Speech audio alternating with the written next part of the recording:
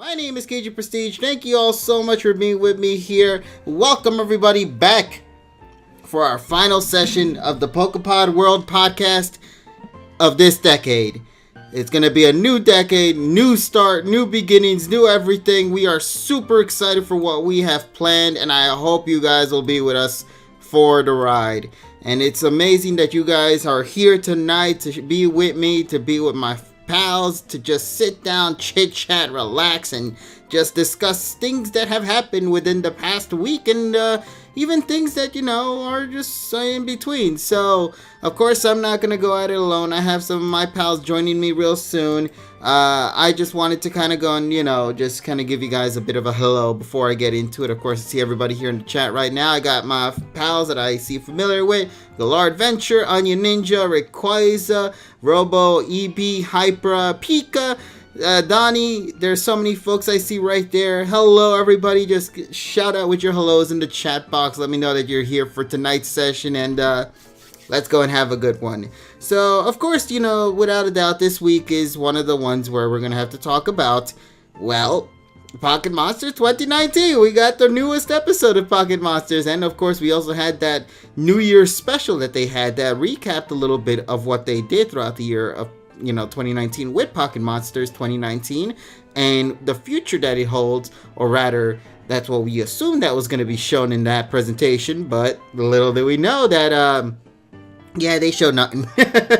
So, we're going to probably talk a little bit about Pocket Monsters as of now, 7 episodes in, I want to say, and we're going to share our thoughts about it and, see where this series could potentially go moving forward. There's a lot of good things that I loved in this episode that I'm super excited to kind of go break down a little bit more when we get into it.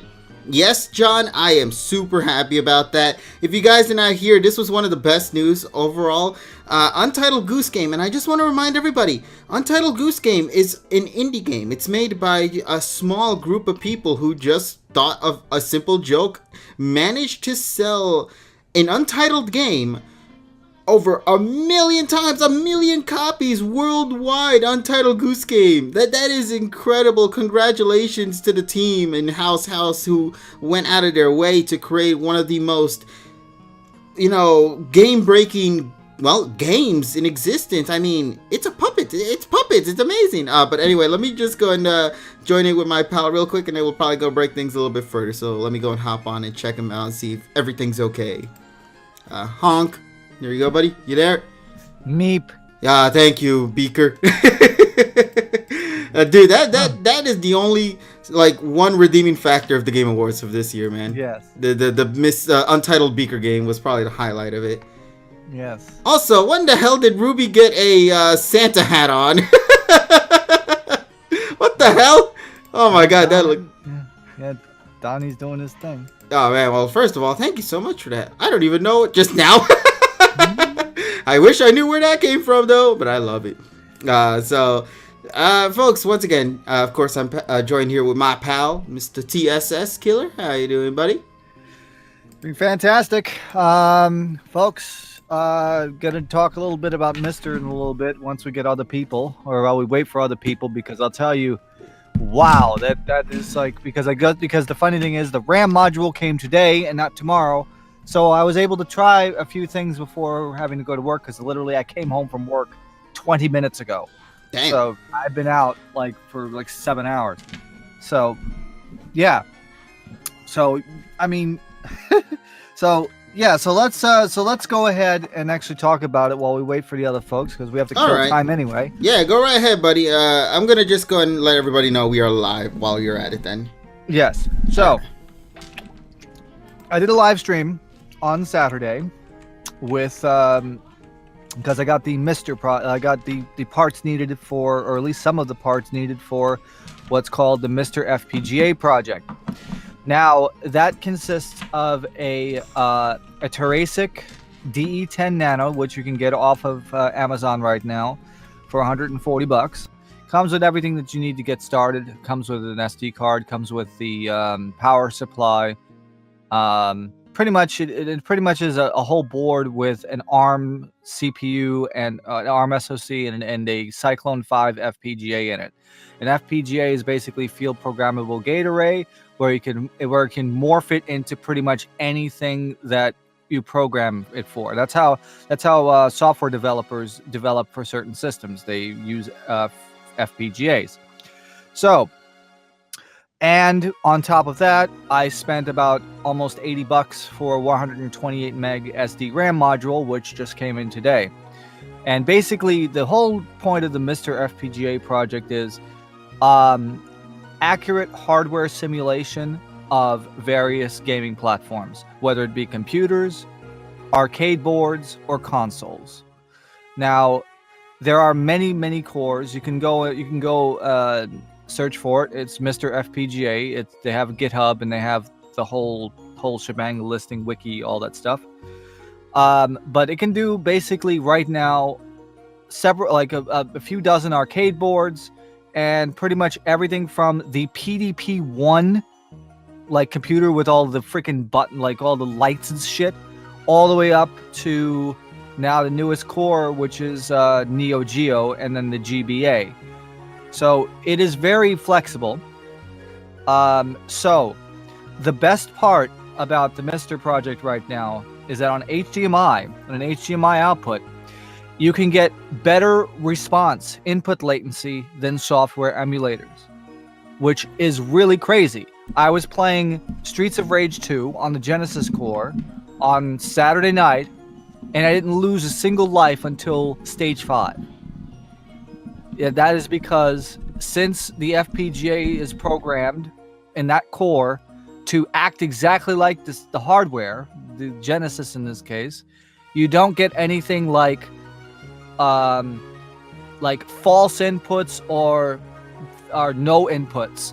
Everything that you press goes through, and plus it goes fast. The FPGA allows for multiple things to be done at the same time. Unlike software emulator where the CPU can only do one thing at a time, FPGA can do multiple cores, multiple parts of the logic at the same time.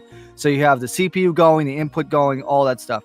Yes, CRT level latency. Yeah, and on top of that, you can also get digital adapters where you can get lag-free to a display. So basically, you're talking about you're talking about maybe within 5 milliseconds or 6 milliseconds input response. So you will not even notice it at all. And I was able to play the Amiga core. I was able to play a game called LED Storm or LED Storm. And I'll tell you, that first time I booted it up, I actually got to level 2. It is extremely difficult to get to play LED Storm on like WinUAE or a software emulator because it's very laggy.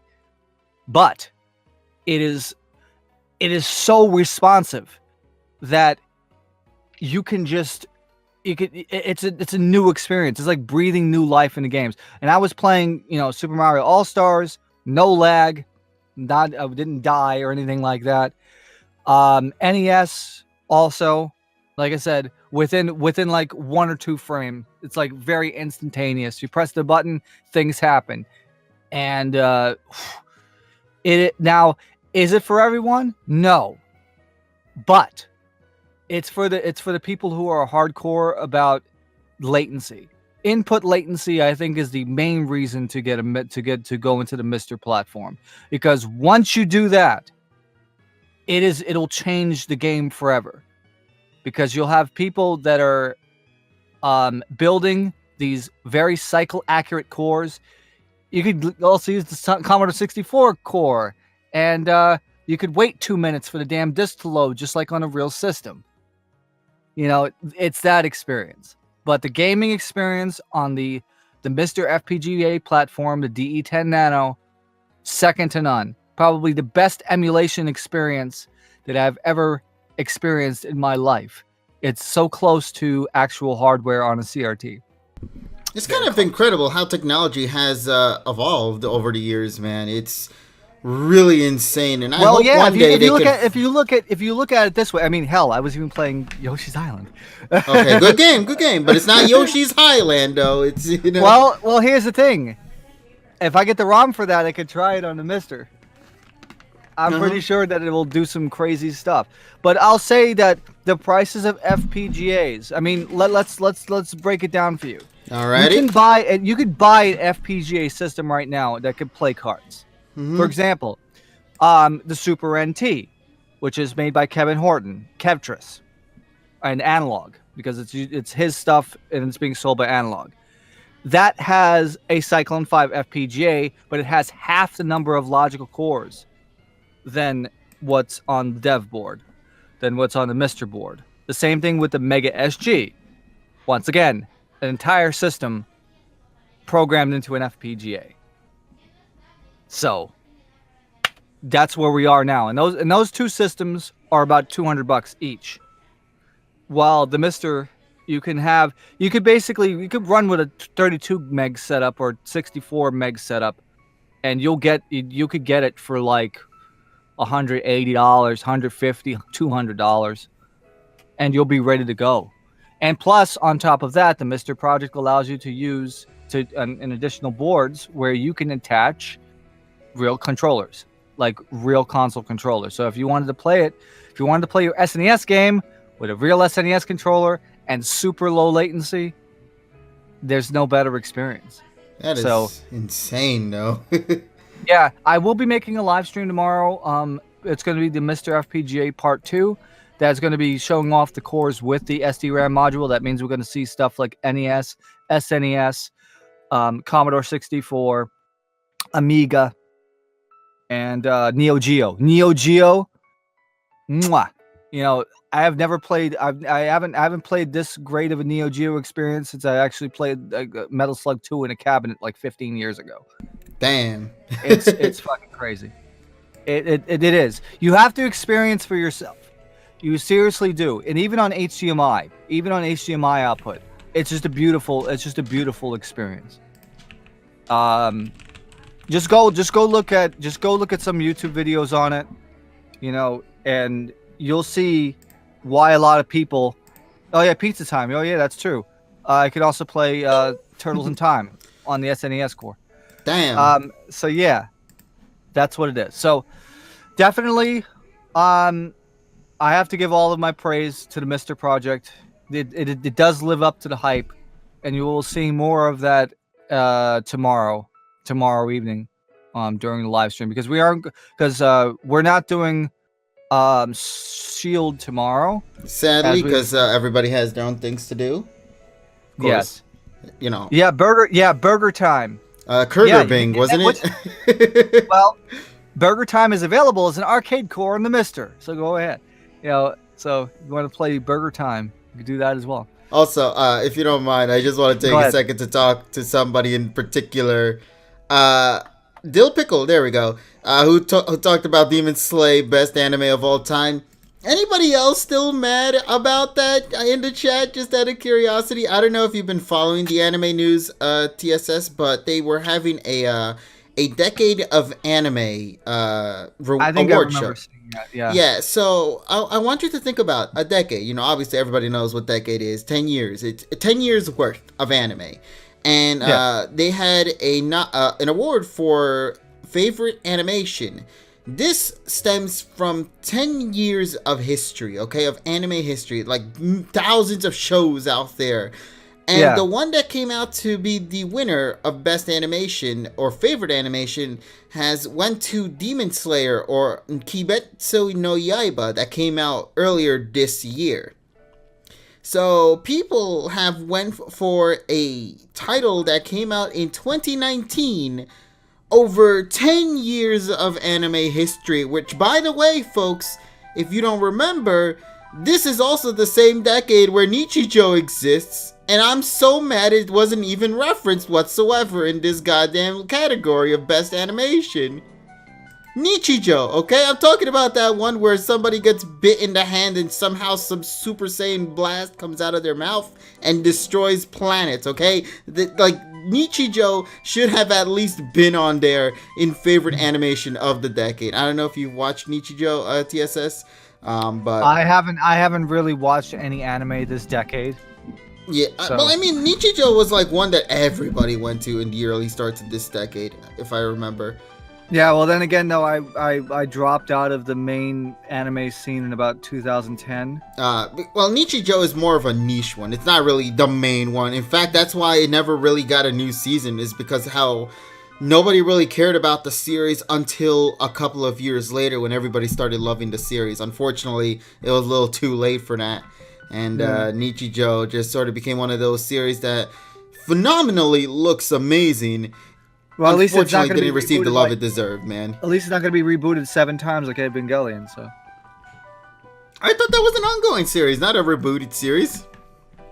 well, I don't even know. I never well, watched think Evangelion. about it this way: it's like 1.11, 2.22, 3.32. It's like, what the fuck? How many numbers do we need? 3.0 plus 1, it's like I God, don't know. we're getting fucking Kingdom Hearts level of fucking Reconnect.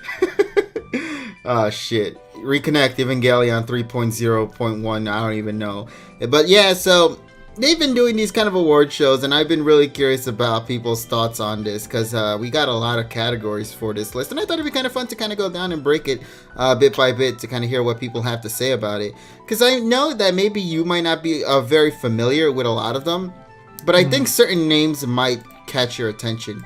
For example, let's talk about favorite anime film of the decade. Out of curiosity, is there a particular film maybe you would like to see in this category, whether it be runner-up or the number one favorite anime film of the decade? Well, that hasn't been released yet, right? Well, definitely. Well, Yeah, I well, mean, like in Japan, it has released, so maybe that. Okay, so, I know it's gonna be like you're gonna have a silent voice and freaking Your Name and Weathering with You. That's gonna be the 3, but there's also other ones. There's also gonna be like Miyazaki stuff. Yeah. So here we go then. Allow me to go from number 5 to 1 then. Number 5 in the list actually is going to go to Promare. It is one of the more recent films that was made by Studio Trigger, known for film shows like, I believe, was it Kill la Kill? And I think Little Witch Academia. I think the Studio Trigger were responsible for that one.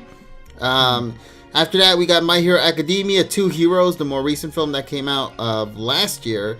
Of course, everybody cannot go without Dragon Ball Super Broly that came out earlier this year. And it's became one of the fastest selling Dragon Ball films to date, man, because of just how beautifully animated that film is. Now, number 2, and you were right on this one, buddy, it's actually going to go to A Silent Voice. This one ended up being the runner-up for Best Film of the Decade, and I'm so happy with that. I mentioned this before. I actually had the opportunity to watch this film because it was available on Netflix, and I actually watched it alongside with my mother because we were interested to see about the history of KyoAni, given the recent incident that they unfortunately had to go through earlier this year. Yeah. And we decided to sit down and watch A Silent Voice, and man, we broke up during certain parts of the film. If you haven't seen the film yet, I guarantee you're going to have at least one tear-jerking moment in this film because it tackles a lot of topics that are something that people in the real world can relate to, unfortunately. And I say unfortunately because when you learn about the situation that these teenagers have to go through, it really hurts a lot, man. It does. And the heartstrings that they just pluck every single scene is just absolutely emotional. Have you seen this film by any chance, TSS? No, I don't. No, I did not. I gotta make it my goal for 2020. You have to. I guarantee you'll get a good viewing from this film without a doubt. I think it's still available. And also speaking of which, I gotta buy the ticket for freaking Weathering with You? Weathering with You, yeah, because that's going to be coming out in 2 weeks. Yeah. Oh, by the way, Weathering with You is not actually available on this category or in this favorite anime film. I think it's because it's too new. And well, I mean, Promare was also new as well. I think it's also because the film only was available to be viewed in the US via Anime NYC during that one particular day. So if you were not there, you wouldn't have seen the film unless either A, you were in Japan, or B, you were here at Anime NYC to see the film then and there, because I don't think the film will actually release until 2020. I believe it was January, was it? Well, January 14th. Yeah, so if you haven't seen the film, then that's when you're going to have to wait to see the film. But yes, number one, of course, as you brought up before, TSS, goes to none other than Your Name. By the way, I've not seen that film yet. You got to. Okay, I'll watch Your Name if you watch A Silent Voice. yeah, but I'll tell you this much. As I said it back 4 months ago when I was in Japan, Weathering with You is better than Your Name. Oh yeah, I hear a lot of people bring that up, and I'm like, but I did hear that Your Name does get referenced in not in A Silent Voice, in Weathering with You. I'm sorry. Yes, it does. Yeah, so there are moments where that does get referenced. If you haven't seen Weathering with You, there is a reference in the film. I knew who they were because of their designs. When you'll understand when you get a chance to see it. Also, I know people are going to specifically try to go for those, but there is one other character that's also in the film. I guarantee you nobody will see the first time around. It was something that flew in the screen just like instantly from scene to scene. That one particular character went and left just like that. And it is such a major character that many fans love. And she appeared and just left as that. But she wasn't even talking or anything. No, she was a Easter egg in the background. That's how it was. And I'm surprised that they even managed to get... I don't know if I should bring it up maybe after the film releases in theaters. And then I'll talk about it. Yeah, so... Yeah, but seriously, though. That one character, though... Woo! Nobody's going to see it the first time around, I guarantee you.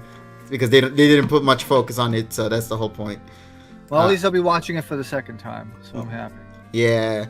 It's interesting. I'm interested to give Your Name a try. I've heard good things about it. I just haven't had the chance to sit down. You have to do it. When I watched Your Name earlier this year before going back to Japan again, I realized that thankfully I did not watch the first time. Before I went, and then after I went, I recognized every place. Well, almost every place in there except the ones in the sticks, but everything in Tokyo I recognized instant. Nice. Because one of the locations in the film is also in the real world, I assume. Well, it is in the real world, and it was the location that I was in the first 2 times I went to Japan. It's going to be the third this time as well, so it's going to be the 5th time as well. Where they reference a specific area in Tokyo where I've stayed, and thank goodness I waited until after I came back, from the first couple of trips to do that, and then because otherwise I wouldn't have had a strong connection to that movie as I did if I didn't go there. Man, so. One day I'll visit the place that I always so dearly love. Yeah. Oh, one of these days, man. There was a tweet that showed the location. Someone says, really? Yeah. I love, if there's one thing I always love when films use real world locations, is when fans go out of their way to kind of go and show the animated side, a screenshot of the animated film, and then a picture of the real world's location, and just how well the filmmakers or animators successfully managed to capture the essence of the location that they're at. As I said, from Weathering with You, at the beginning there is that internet cafe, that manga cafe that they had at the beginning there, where I went to, and they pretty much duplicated it 1-to-1, and I was like, yeah. And that was in the first 2 minutes of the movie, and I'm like, yes. How do we get your attention? We reference a particular cafe that you've gone to.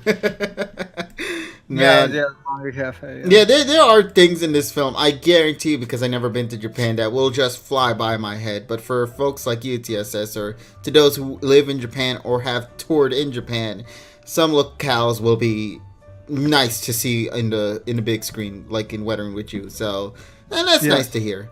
Let me just make sure if anything else. There's nothing really else in particular that I think you would be fond of, TSS, from this. They have like original series. Oh, favorite companion creature of the decade. I wonder if there's somebody in here. Let me see. Oh yeah, there he is.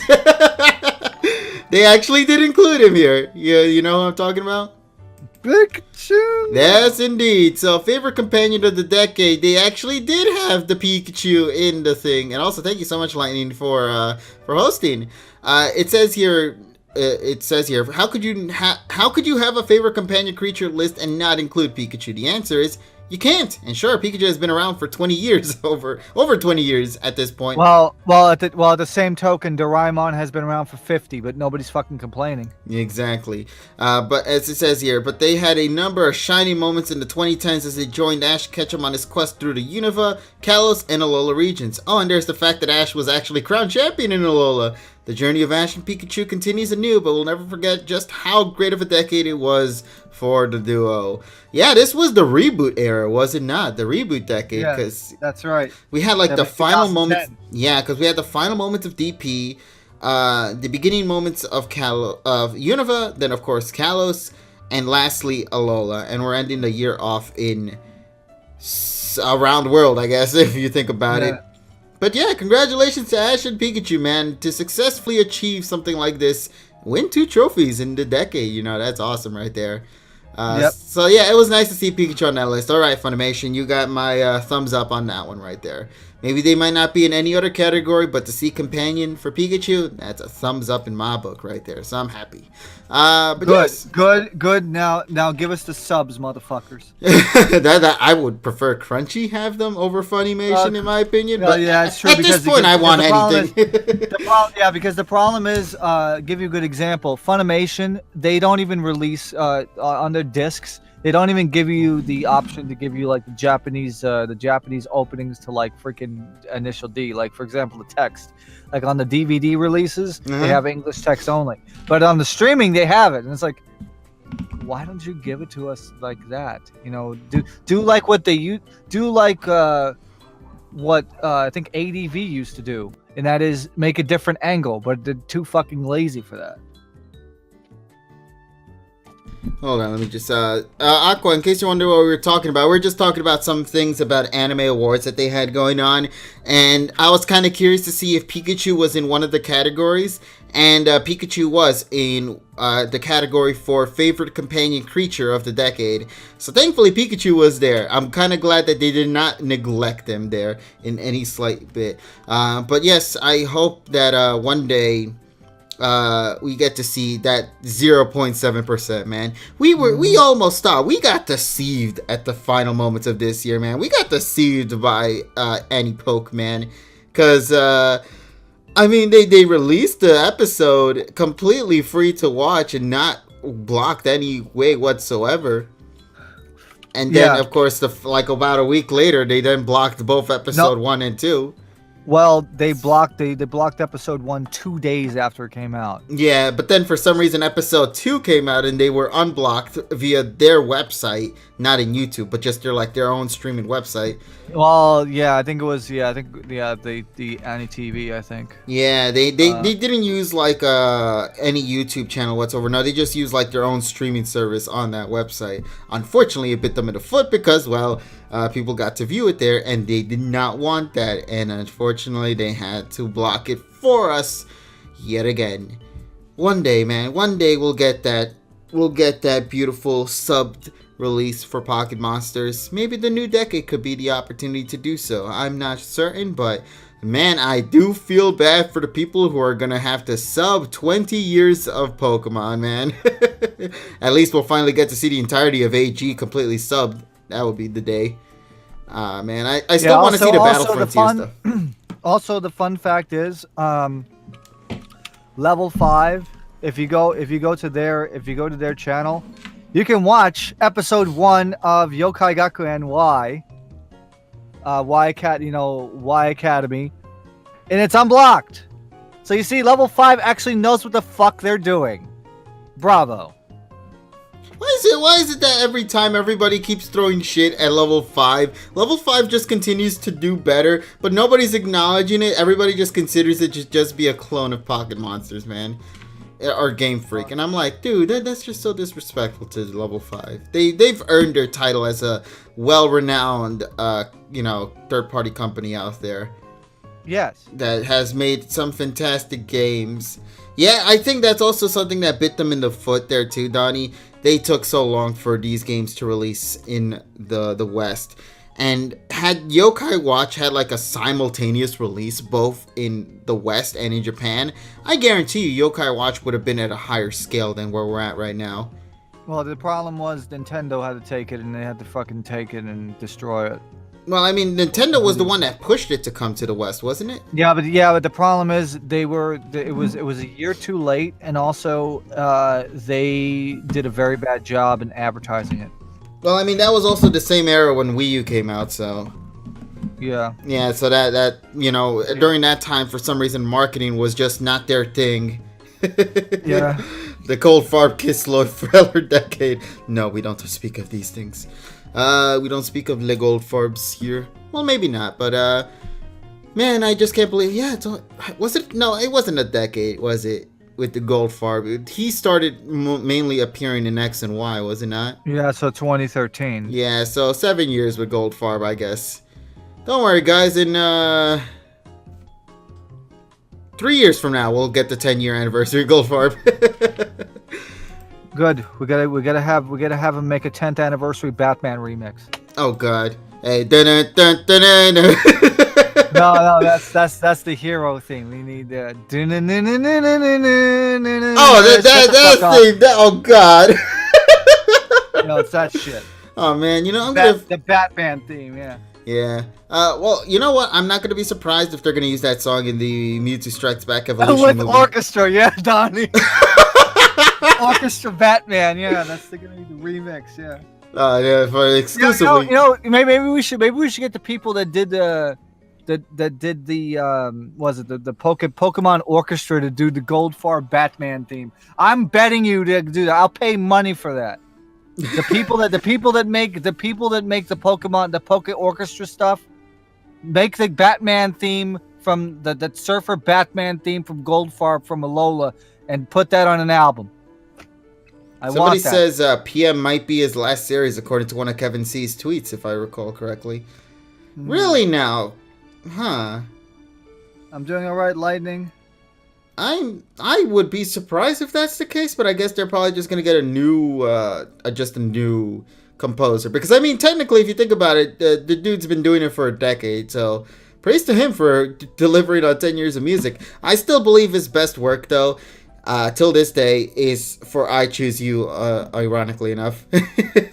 No, I still think that the Christmas album that he made is the best thing that he's done. Oh, I mean for Pokemon-related content.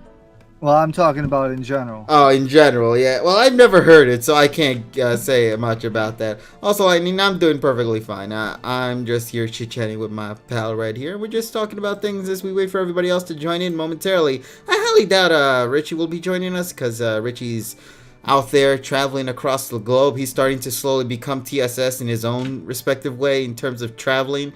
If I recall correctly, he didn't even want to do this to begin with. I don't know the full story. Yeah. Well, at least he has better weather than us, so it's good.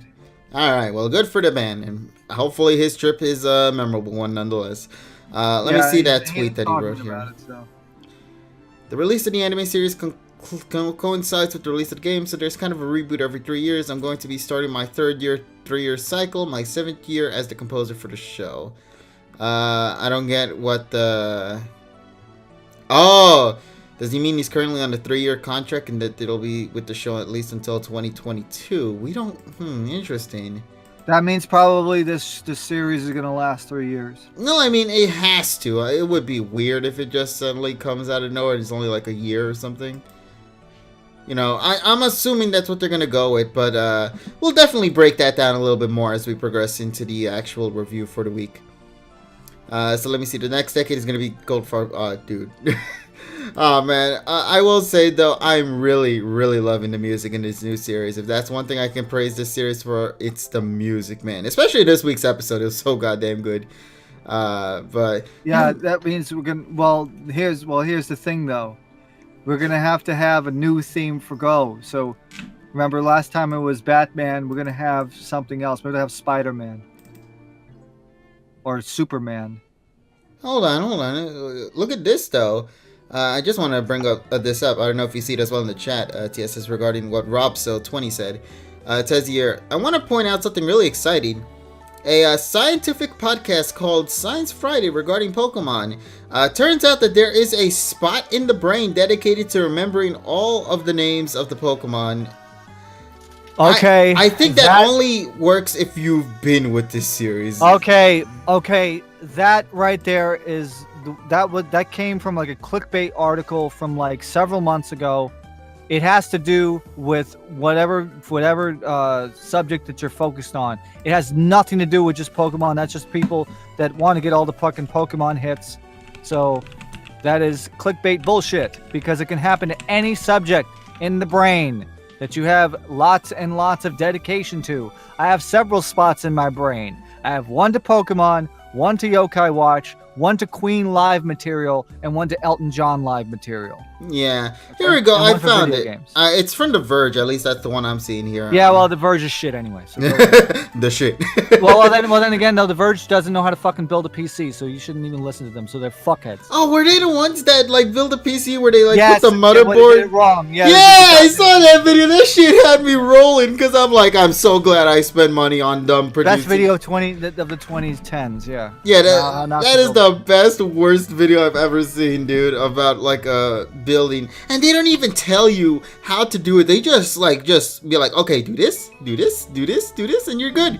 And I'm like, wait a minute, wait, hold on, what is it? Like, they don't even tell you the specifics into how doing it. They just show it to you, like as if you. Well, and also they had the guy put in stuff wrong, and they had to switch it around later, and it's like somebody would kill somebody with that. And also, they never did they ever apologize for it? No. I don't recall they ever apologized for it. They just took the video down and just changed it. That's it. And they just changed it the write up. And that's but it still did damage though. That's the issue. If you really followed that video when it was still up, dude, the damage is done there. Well, somebody already saved the damn thing, so it's in the internets forever. So. You know what they say? Once it exists, it's there forever, man. But man, I do know that video you're referring to, and holy shit, it did nothing but piss the internet off, especially computer builders. That's why I don't even listen to The Verge anymore. Yeah, so they stated right here. I will admit though, I can't always criticize everybody because of course it has different people, and there are other people, unfortunately, in like groups that you might not like, but they are good people. You know what I mean? Yeah. Like for me, like for IGN, and there was one dude in there. He's normally the one that does a lot of the Nintendo reviews. I forgot his name off the top of my head, man. But he did like a Nintendo podcast for IGN at one point, and like that, man. I fully enjoyed a lot of the content he's made. I think Doug Bowser tweeted a Bowser's song on Christmas Eve. Dude, please don't, dear God, I need to see that tweet if that happens. Comicbook.com is trash, though, I can tell you that. I know it does. I'm kind of glad that they decided to reference me like 7 times in their site. I think that's my crowning achievement of this decade, man. I've been referenced in comicbook.com 7 times. So is I've been referenced like once or twice. So. Yeah, I think you might have actually been on their website at one point, too. Hold on, let me see if I can write it down for you.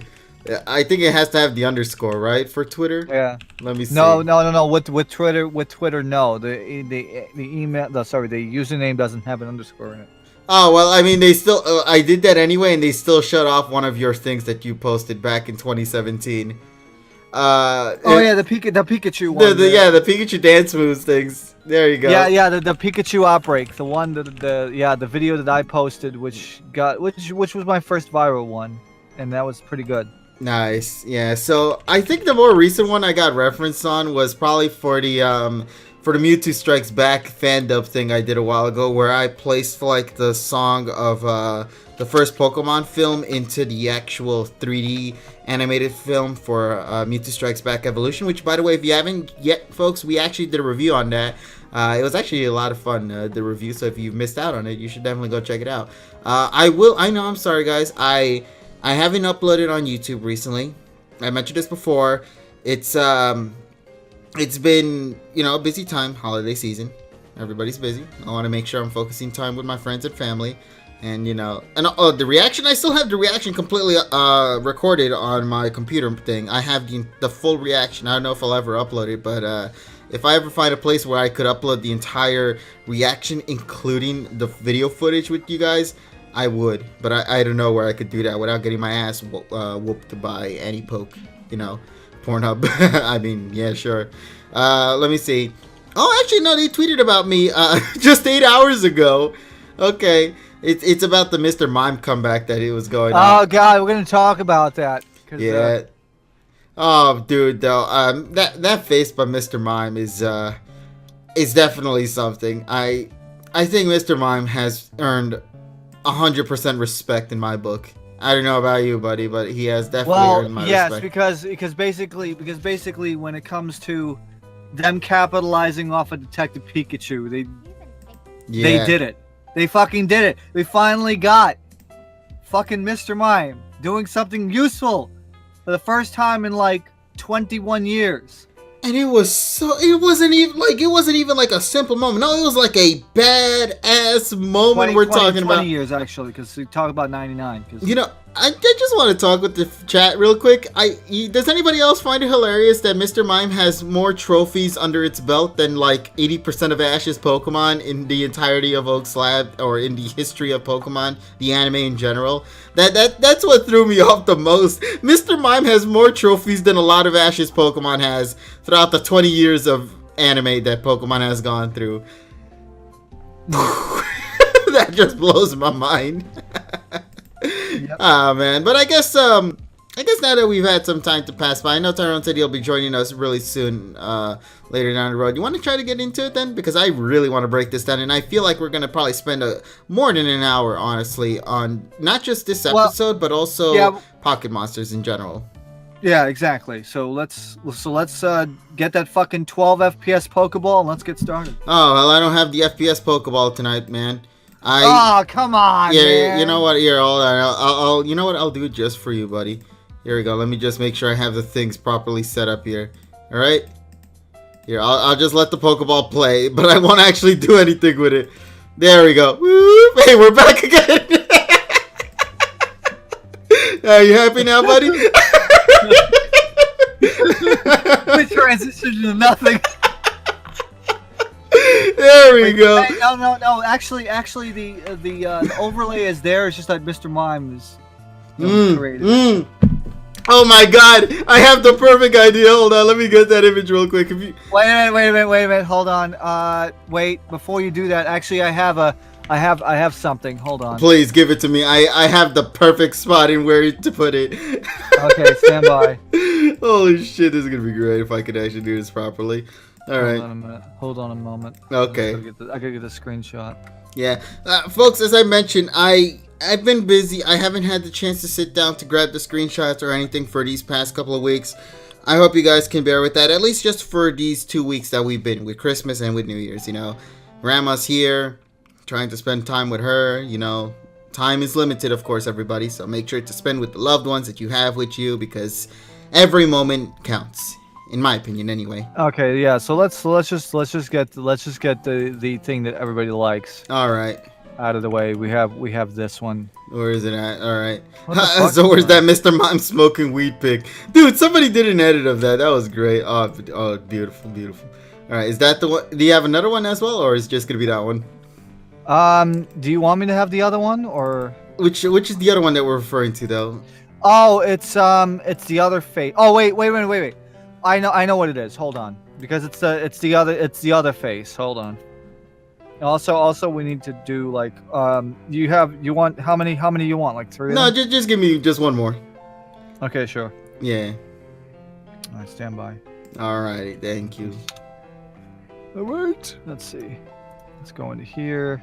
All right. While you're at it, I'm just gonna make the FPS ball just pop up in the background for no particular reason again. Let's go. There we go. We're just gonna have this guy in the background. We're just gonna turn this off. Actually, I want to turn this image off without actually doing it, but we'll just have him in the background here. There we go. Look at that. There he is, right there in the background. You love him? There he is. Beautiful. Can't go wrong with that. All right. So, oh man, when we're gonna probably get more pictures, but for now, have Mr. Mime just creeping up in that very thin background over there for the time being, folks. Once again, apologies. I wish I could do better, but like I mentioned, end of the year stuff, really focused right now. So, man, all right. But yeah, let's go talk a little bit about this episode. Why don't we? And also, I'm just gonna wait on TSS as well to grab the pictures, and let me just make sure on one last thing as well, because I want to also have the information with me too. There we go. So Pokemon 2019.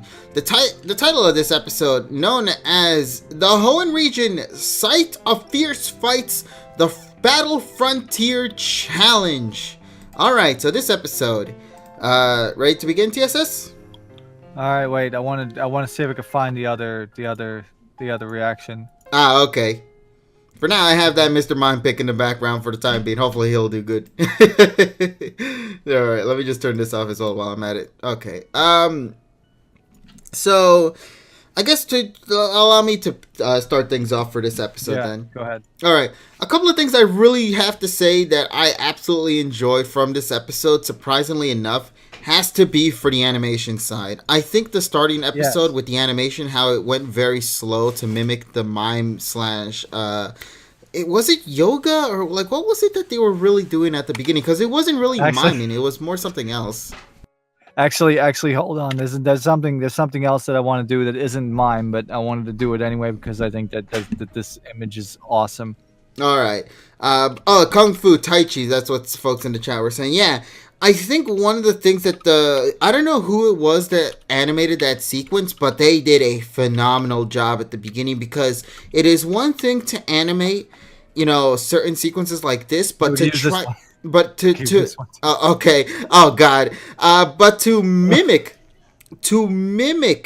the level of slow movement with animation, it is something that I feel is very difficult to achieve, and I think they did a phenomenal job with that starting sequence of the episode. And it wasn't just simply with one character, no, it was a dozen. I'm talking about Mr. Mime, Go, Kurosagi, Koharu, Strike, Pinsir, Beedrill, Parasect, Metapod. Well, Metapod was standing still. Yeah, it still was animated. Yeah, it's still animated. I just find it. Because it's like freaking Score Bunny just fucking he dips. He just dips halfway. No. It wasn't just that. It was also the other sequence.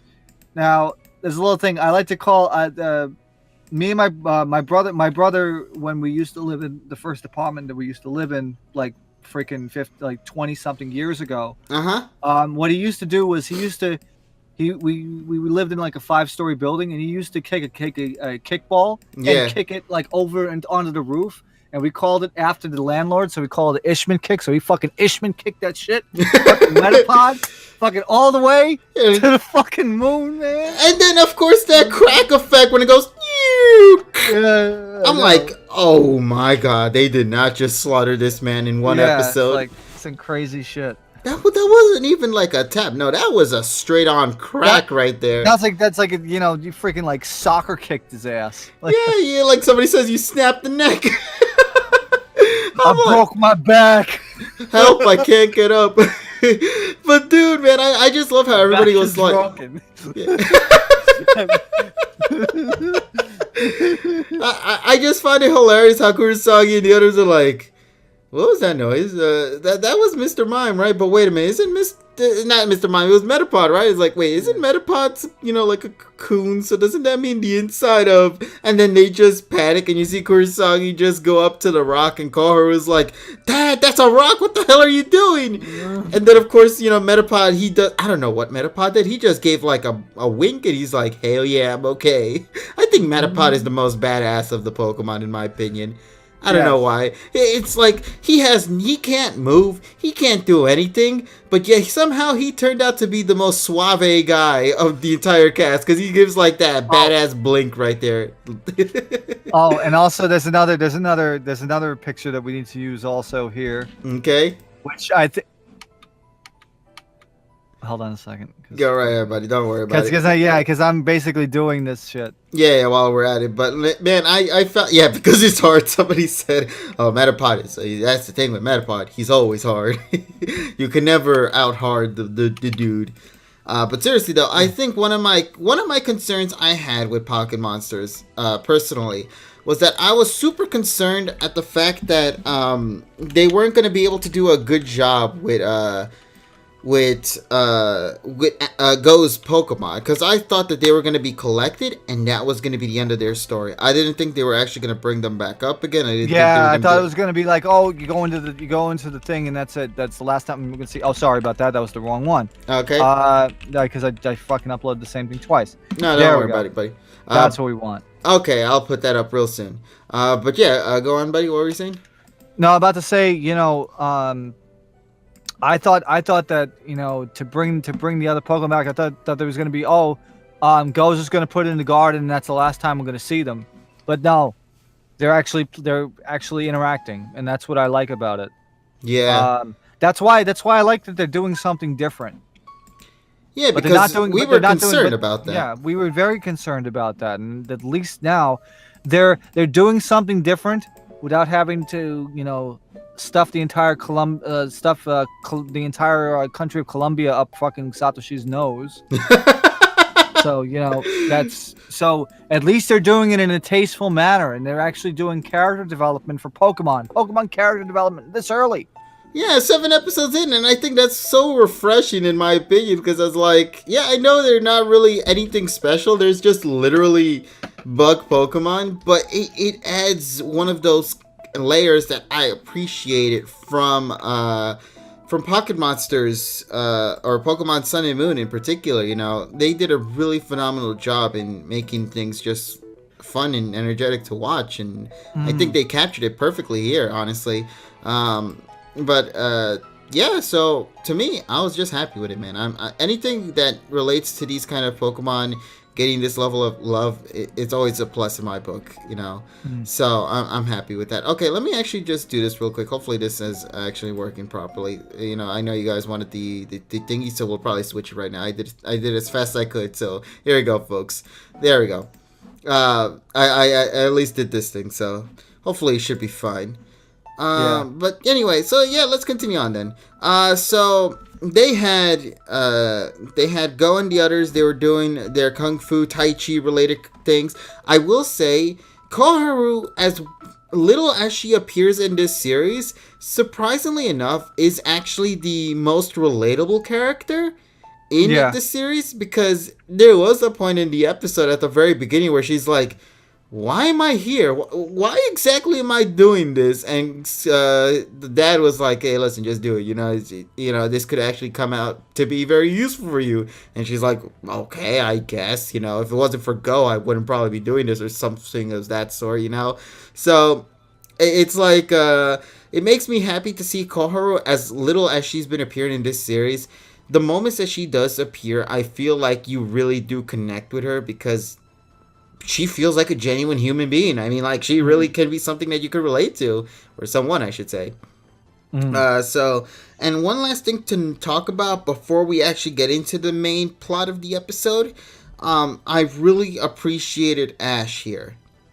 Because one of the things that I was really concerned about with this episode, or not just this episode, but I should rather say this series, I thought the professor was going to be the one that pushes Ash and go to various regions and do missions for the professor, and that was going to be it. But Ash at the start of the episode was the one that kicked things off for the plot. He was the one that specifically told Go, threw the backpack to him and said, "Get your things, boy, we're heading off to the Hoenn region. We're going to the Battle Frontier." He was the one that initiated that plot of the episode, and I thought that was really cool there. Ash actually went out of his way to look into stuff to go and try to, do himself, and I'm like, oh my god, he's the one that's gonna go for the Battle Frontier. That means he's gonna be the one to kind of go and look for the challenges. And for that, I appreciate that side of Ash's character, because normally he tends to kind of, he tends to be very one-sided. He tends to just go with the flow and just let that be it, But here, Ash was like, listen, I learned about the Battle Frontier. This is a thing. It's in Hoenn. Let's do it. And he did it. But what did you think about that? About the fact that, Ash is kind of doing things his own way now. He's pushing the characters to go to these regions as well. It's like we're getting a renaissance. To be honest, like I said, I think considering that we're having the Satoshi showing up as a mentor now, and you can definitely see it now, especially when prompting to go to Hoenn. Now, also the interesting thing is that this canonically is the first time that we've seen the real Battle Frontier from Hoenn in the anime. Like they actually went to the island. Yeah. They went to the real island and not in the Battle Frontier arc where they had all the Battle Frontier brains in Kanto instead of here. Now, just to kind of check, because I think in the episode they showed it off, but I don't think they actually had all of the battle sites on it, right? It only had like the tower, I think it was. Right, but the thing is though, we don't. That's what we see. Yes. So they only focused on that, but at least you can tell that it's the island that's in Hoenn. Yeah. So, somebody says, who are the battle brains of the Hoenn region? Hell do I know? They don't tell us that. That's going to still be a mystery for us. Yeah, we have plenty of time for that. Yeah, if they ever decide to bring back the Battle Frontier plot again later down the road. If they brought it up this early, that just means that there's more opportunity to do it. Then again, I said that for the Battle Chateau and X and Y, and clearly let's see how that turned out. Or was it the Battle My Zone? I forgot which one Battle it was. My Zone. Okay, yeah. So yeah, that one. I thought that they could have used that plot again some point, but they never really did, so if they do it for Battle Frontier, maybe like they'll go to the Sinnoh Frontier. Yeah. I think that would be really cool. A nice little detail there. Or, I highly doubt they'll ever do this, but what about the Battle Tower in Kanto? The one in the Sevi Islands? I highly doubt they're ever going to bring back the Sevi Islands again, but that would be cool. I mean, it all depends, but like I said, considering that this series is an open-ended storyline, it seems like I think anything is possible. Anything's possible. Let me see. I think there are 4 Battle Frontiers. There's in the anime, I guess you can consider the Kanto. For the games, there's Hoenn, there's Sinnoh, and then there's Johto. Yeah. So, I mean, there are opportunities, like, there could be, like, different rankings for Ash to conquer in the world of Pokemon. So you could be like, okay, you completed the Hoenn one, now go for the next one, which is probably going to be in the Johto region, and then after the Sinnoh. I don't think we're going to get to the nitty-gritty stuff until later on. Yeah. Until after we had the storyline basis. Yeah, because right now they're still trying to find their footing on this series, and they yet to accomplish that. But I think they've done a lot so far to really. As soon as we get more more character development for Koharu and Go. Yeah, because then that's when we're gonna really get into the real meat and potatoes of the series. I will say though, I've been really loving Go so much in this series, man. Yeah, his character development is so refreshing. I know it's very basic, but it's something new, and for that, I appreciate a little bit. But it's what they do with Go that really sets him apart from a lot of other characters. I mean, one of the moments in this episode was when, he loses to the Pokemon in the Pokemon battle, in the Battle Frontier fights. Yeah. And he's right there in the Pokemon Center, and he talks with, with Ash, and he's like, you know what? Pokemon catching is just so much better than battling. And he just runs off like that. Also, biggest disappointment of the decade is no Suba. Oh yeah, they Voice. never said any Suba noises, right? It just hopped around. Well, no. At the when Grina like freaking goes crazy or Mighty Ina goes crazy, at the end there you see Subame fly away, but the voice is not the voice. Yeah. It sounds like Nicole doing the voice. Did they Or ever give the Wakana voice? doing the voice, but it's not really the voice. Yeah. Well, I mean, it could be a female Suba, so maybe that might be why. Well, not really, because I just because it doesn't sound like it. It only doesn't heard it sound like the once. original. Sadly. but the problem is the voice isn't the same. Yeah, so I guess maybe in the next episode we'll probably see more Suba Junior, But as of right now, but it was very weak. It was a very weak cry, and it didn't sound right. That stood out for me like a sore thumb. Yeah, but at least it was nice to see Suba, though. I'll always appreciate any little bit of Suba, whether it be the little guy or the big full evolution, man. But yeah, I agree with you, though. Hibani tearing a bit of the fur out of Mighty Anna, that shit had me rolling, because I just love how they just, they bonk their head on its butt, and Score Buddy's just like, what is this? Drip, and just rips out the hair. Just so nonchalantly, just strips that shit right out of its skin, and the poor Mighty Anna starts screaming in agony. Dude, that scene was beautiful.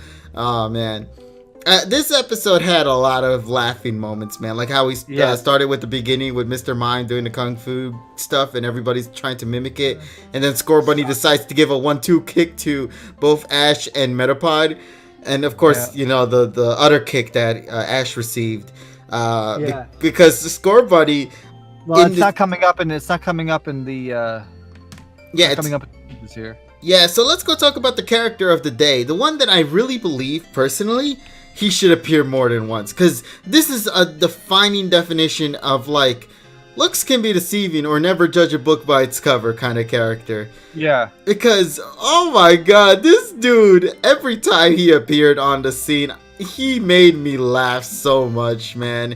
I believe his name goes under the way of Hoji, was it? I think Hoji, Hoji.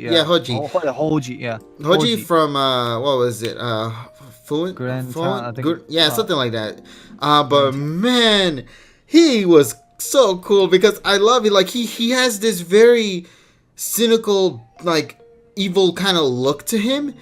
And you see him confronting Ash at one point of the episode, and you think that there's going to be a battle happening outside of the battle frontier in itself, and you think something insane's about to go down, and maybe they could get disqualified or something, and he's like, can you Lava move, Ridge. please? Oh, yeah, he's from Lava Ridge. Yeah, he's like, can you, move to the side? I just got to recycle this bottle. I want to say about Hoji's design, because to me, he kind of has the kind of, the punkish, the pompadour thing, but also has the same teeth as the punk in X and Y. Yeah. The punk girl. So it's kind of like that. They combine that. But man, they nailed him perfectly because he rides around on Hariyama. Yeah, and he tries to throw away a freaking plastic bottle, and you just see his arm just trying to get into the. And instead of the bottle, his fucking face just into the hole. Yeah, just right into the garbage can. Yeah, and then Ash was like, "Oh, you mean this?" He just decides to throw it there, and then Hoji's like, "Don't worry, I'm okay." And then they have a genuine conversation. That's my favorite part. He looks so weird. He looks like somebody that would be a bad person, but then he's really it looks chill. Like somebody's gonna beat the shit out of you in the alley or something. Yeah, and he's a chill dude. He's so cool. I love him so much. He's such a great character. And that's something that I appreciate from his design. Looks can be deceiving, and when it's done properly, you get scenes like this. Another thing I also love about his character is that he could say things that people can take completely differently. There are moments in this episode where is it actually him? Yes. Is it actually him? Yes, it is him. It's him. It's him. It's him. It's you. He did it. Turn on. He did it. Hey, you did it. You did it. Thank you, Brock. But hello, Tyrone. How you doing, what's buddy? up? Nothing much. I'm We're late, talking I'm late, about. but I'm here. Don't worry. We just started talking about Pocket Monsters, and glad to have you on board, buddy. And hopefully, All right, I think all everybody is also saying hello as well. You did it, Tyrone. You made it. Yeah, I did it. Good job, buddy. So just to kind of catch you up to what we've been talking about, we didn't really get too far into the episode review. We were just talking about some minor moments that we loved, like how the whole Mr. Mime Kung Fu Tai Chi thing that they did at the start of the episode with the Metapod and everything. And then, of course, we're now talking about Hoji as a character. The dude who looks like he's a complete jerk, but is actually a very humble guy. I actually do like that. I like that they didn't follow the same trope with Pokemon where they got the jackass trainer. Yeah, you want to go and take a second to talk about that, buddy? Because I think we've given our thoughts on it, and you want to share your take on it? Okay, so yeah, I do like. I'm just starting from everything I liked and disliked from start to finish, just in chronological order. I do like that Metapod out of all the Pokemon to do yoga is like the best one at it because he's essentially doing nothing. This episode really did a good job of adding personality to Pokemon that otherwise didn't. Like Metapod, Pinsir. Mr. Mime, Pinsir, Mr. Mime has Pinsir, way more personality than I thought. Yeah, because Pinsir, when we've seen him in the anime in the last decades, doesn't really have it's like a stone-faced demeanor. Pinsir's entire role in Pokemon usually is it's one of those. I call him a stampede Pokemon. A Pokemon specifically meant to be in packs to chase our heroes to kill them. Beedrills, Tauros, Nidoking, sometimes Rhyhorn, Fearos, Spearows. All of those Pokemon are usually built for one purpose: kill the heroes. So it's really refreshing to see a Pokemon like Pinsir actually be nervous to be like, no, I don't want, especially considering that Pinsir did battle Go and Ash and them, but here he was all bark and no bite, essentially. Yeah. And I guess that kind of makes it justifiable how Go was able to catch him so easily. Also, another thing to point out about that scene was Go's like he said in the background. It's like when Pinsir's like, oh, hell no, I didn't want to do this. It goes like but like a really long one. And then of course Scyther decides to be like, strike. And I don't know if you guys paid attention to the sound effect, but like whenever he turns his eyes to Go, they make like a whoop, whoop noise every time he does that. It is such a cute little detail I love because Strike is trying to get Go's attention to select him to be the fighter instead. Yeah, he's like, hey, I'm the beastiest Pokemon here. You come on, look how fast I'm moving these claws right here. Right. So I do like that. I do love how when they do make it to the tournament too. I like how when they make it to the tournament, Go straight up gets his butt kicked. Yeah. Yeah. That's I thought, I don't know, in my mind, I thought this was going to be an Ash and Go railing through this tournament situation. Yeah, until because that's normally what they do, don't they? Yeah, until eventually Go would have to fight the jerk guy and lose, and then Ash would have to fight the jerk guy and lose, which essentially still is what happens. It's just Go loses out the gate. And also, the jerk guy was never really a jerk at all. Yeah, and the jerk guy wasn't really a jerk. He's just a really humble dude that happens to look like a delinquent. Yeah, I was mentioning to TSS earlier before he got into the call how he has some lines that he says that are taken completely out of context when someone else hears it because it's being said by someone who looks like a complete punk, Yes. Like where he's like, oh, I'm going to fight this guy, I guess, and then goes like, this guy, what are you talking about? Or something like that, Yeah. It's moments like those where it's like, yeah, he doesn't mean it like a bad thing. It's just he looks bad, so you're thinking it's actually bad, but it's not. Yeah, and I also do like how, and this is the first time since I want to say Gen 1 or Gen 2 that's done it, the Pokedex compliments on the fact that Tailo, well, not just Tailo, just Pokemon eat other Pokemon in this world. The Pokedex, when Go is catching the Tailo, notes that Tailo go around looking for Wurmple to eat. So he uses that knowledge so he can catch the Tailo, so the Tailo can lead him to the Wurmple, which he catches 3 to cover his ass because one of them could evolve into Slickoon or Cascoon. Yeah. Essentially what he's doing is that he's catching 5 Pokemon for the price of catching 3, which smart. It's very smart. So I do like that.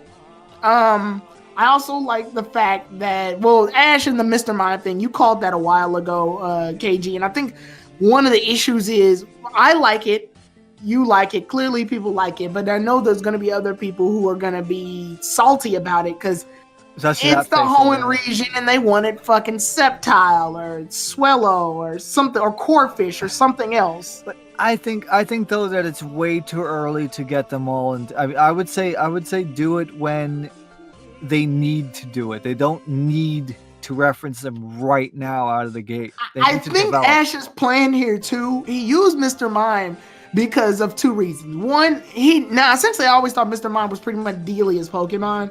Ash just gave it to her to keep around the house. But that special that aired in January proved that it was because they showed Mr. Mime as his Pokemon.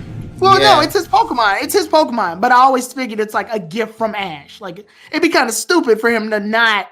He gave her the Pokeball, so she even throws it. She does the whole thing, and Ash has an embarrassing moment where he's like, "No, Mom, you're supposed to say I got a Pokemon like this," and like he had that whole thing. They did all of that. Yeah, and so also I guess you could relate this similar to the Pokemon at Kukui's lab, where they're treated more like family, and then whenever Ash, if he decides to go there, it'll be his Pokemon, you know? Yeah, so essentially it's Delia's Pokemon, just Ash has it. Like Ash officially caught it. I think Ash's plan here, though, was to use a Pokemon that he technically owns but has never used. Yeah.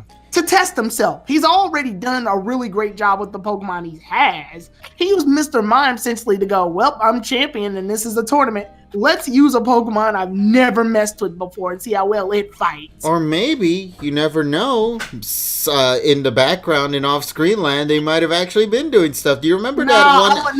No. I like the idea that he didn't train him. I like the idea that he used them fresh. I will say the only reason why I brought that up is because I remembered in Sun and Moon during the ending of Pose, remember that moment when they had Mr. Mime and Ash do the psychic, I think it was the psychic Z-move pose?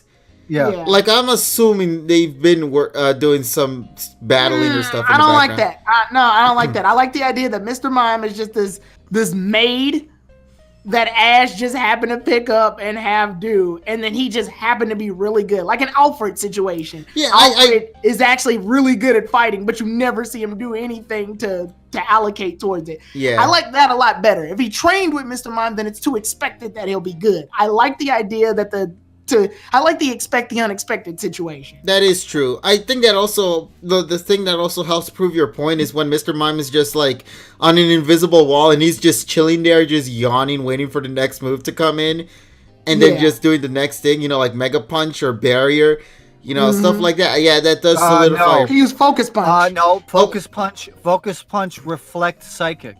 Oh, was it actually Focus Punch? I keep hearing a lot of people say Focus Punch. Ki Punch. The anime, unfortunately, does this thing where Focus Punch doesn't like the focus part of Focus. No, the focus punch of the focus part of Focus Punch doesn't matter. Ah, okay. They just do it. Just punch. Yeah, just punch. Yeah, that's where the downside is.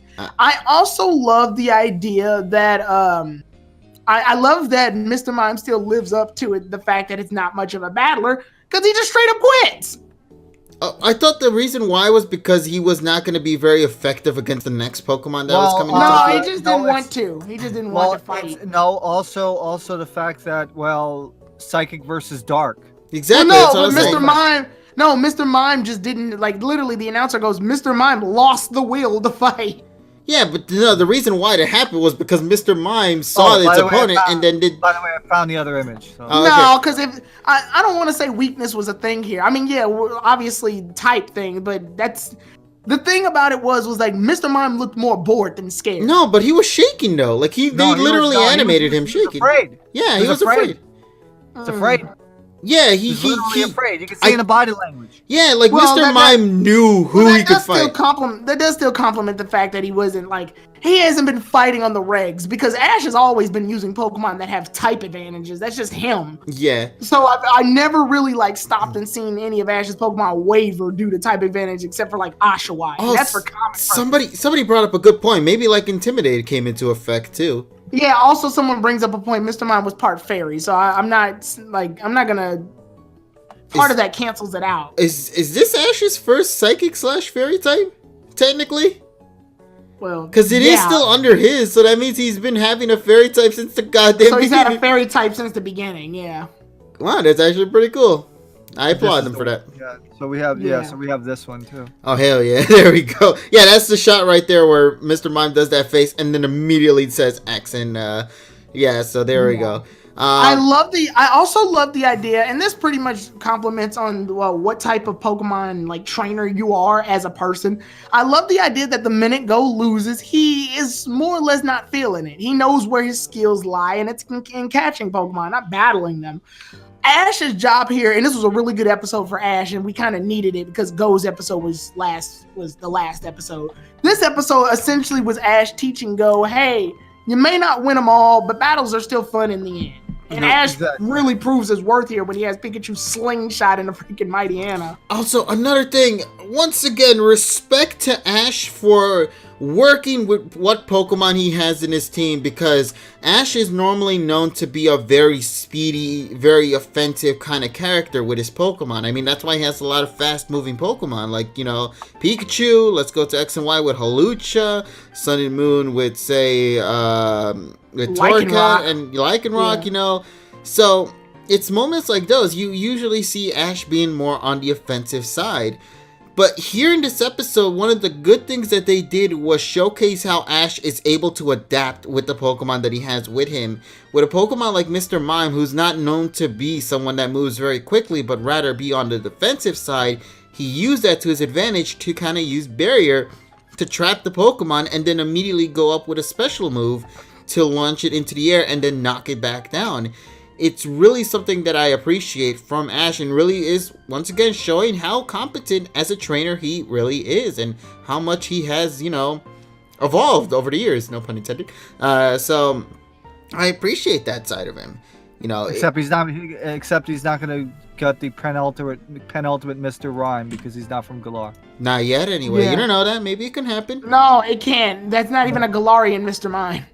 Yeah, because that's different.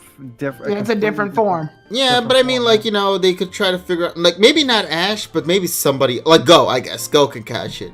Like a Mr. Mime, Galarian form, and a Mr. Rhyme. Similar to how he's caught Metapod and, you know, Butterfree and all that. Yeah. So, I mean, it's possible. I would love it. Like I said, I do like where this episode took these two characters. Go taking that loss kind of hard the way he did, you know. Yeah. I'm glad they did that. I'm glad they didn't just, like, if he lost, I'm glad he didn't just go off and, you know, spend the rest of that time catching Pokemon. He does eventually come back and he sees, you know, there's more to, like, Pokemon battles still have their value.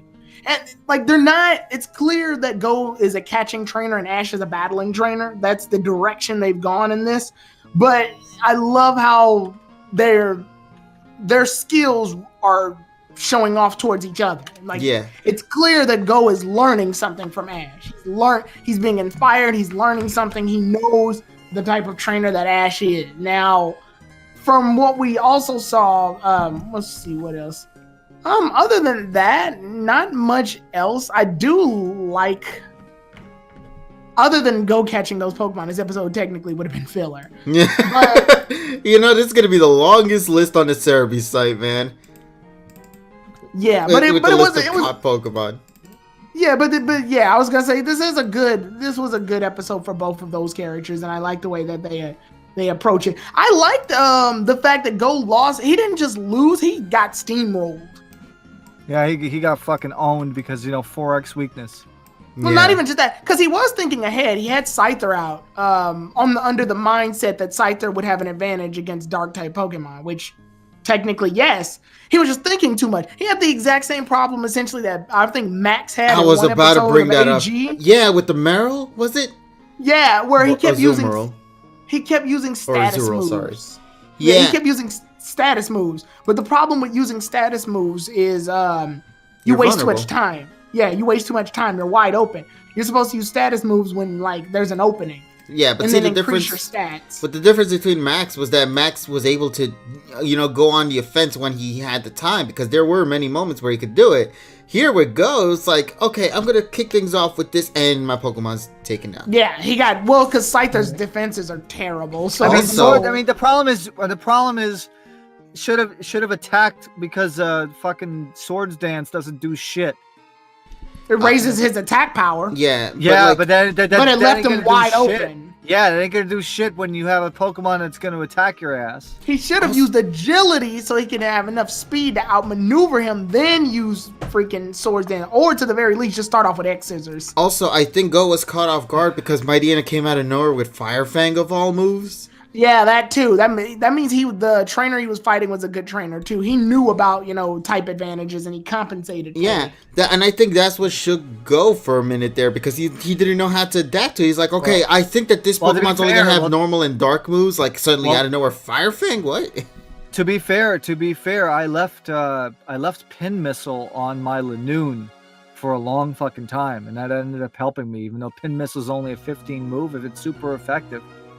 Yeah, and once again proves Tyrone's point about like how Hoji as a character is a really skilled trainer, and props to him. He has a good team. Hariyama, Mightyena. It really shows his level of competence, definitely. Yeah, and I like the idea that this was just a nice little tournament that they could play in. I mean, yeah, granted, they did the only real battles to look upon are like the 3 Go versus Hoji. You said Hoji, Ash versus Hoji.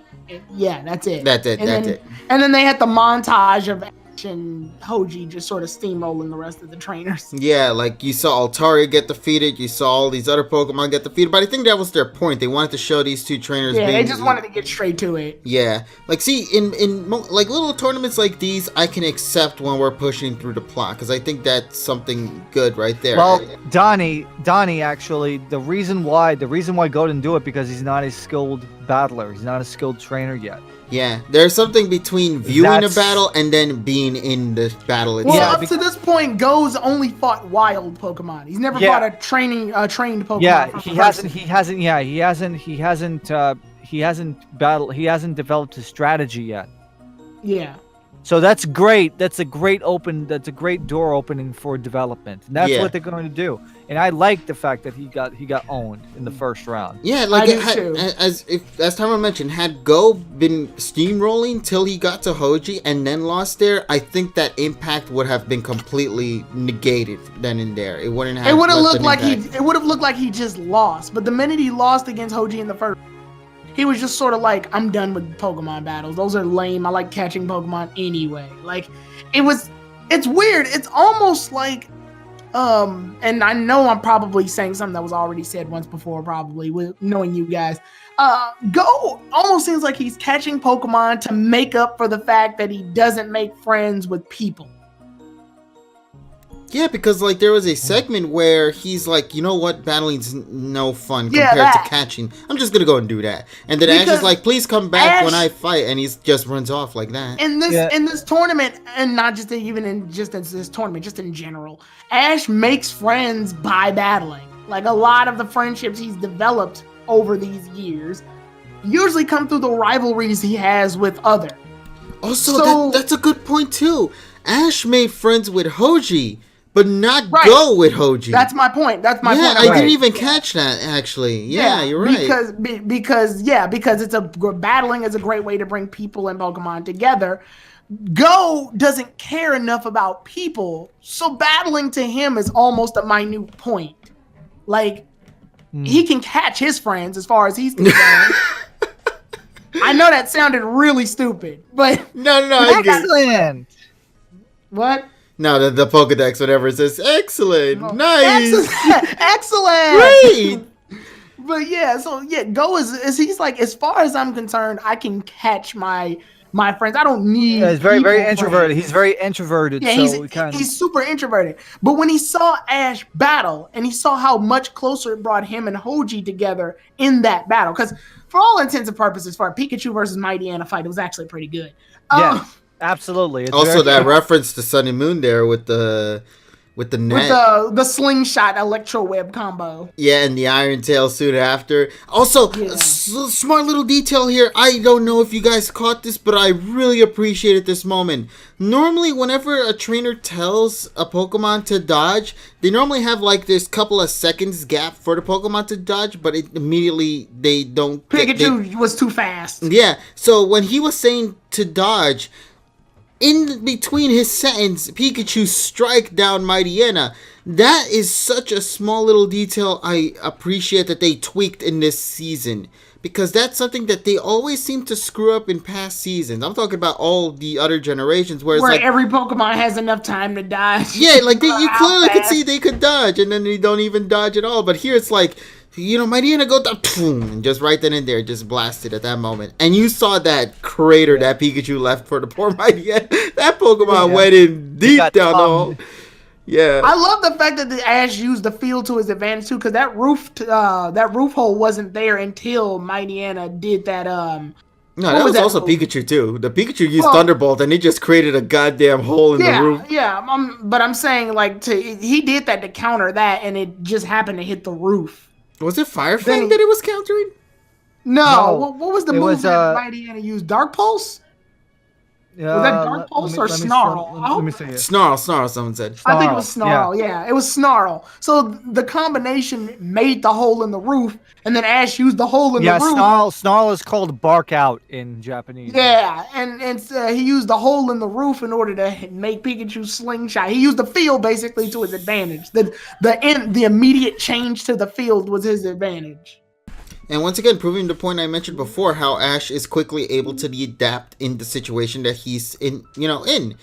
He just had like a couple of seconds to realize that hole exists, and yet manages to come up with a plot to utilize it to defeat the Mightyena then and there.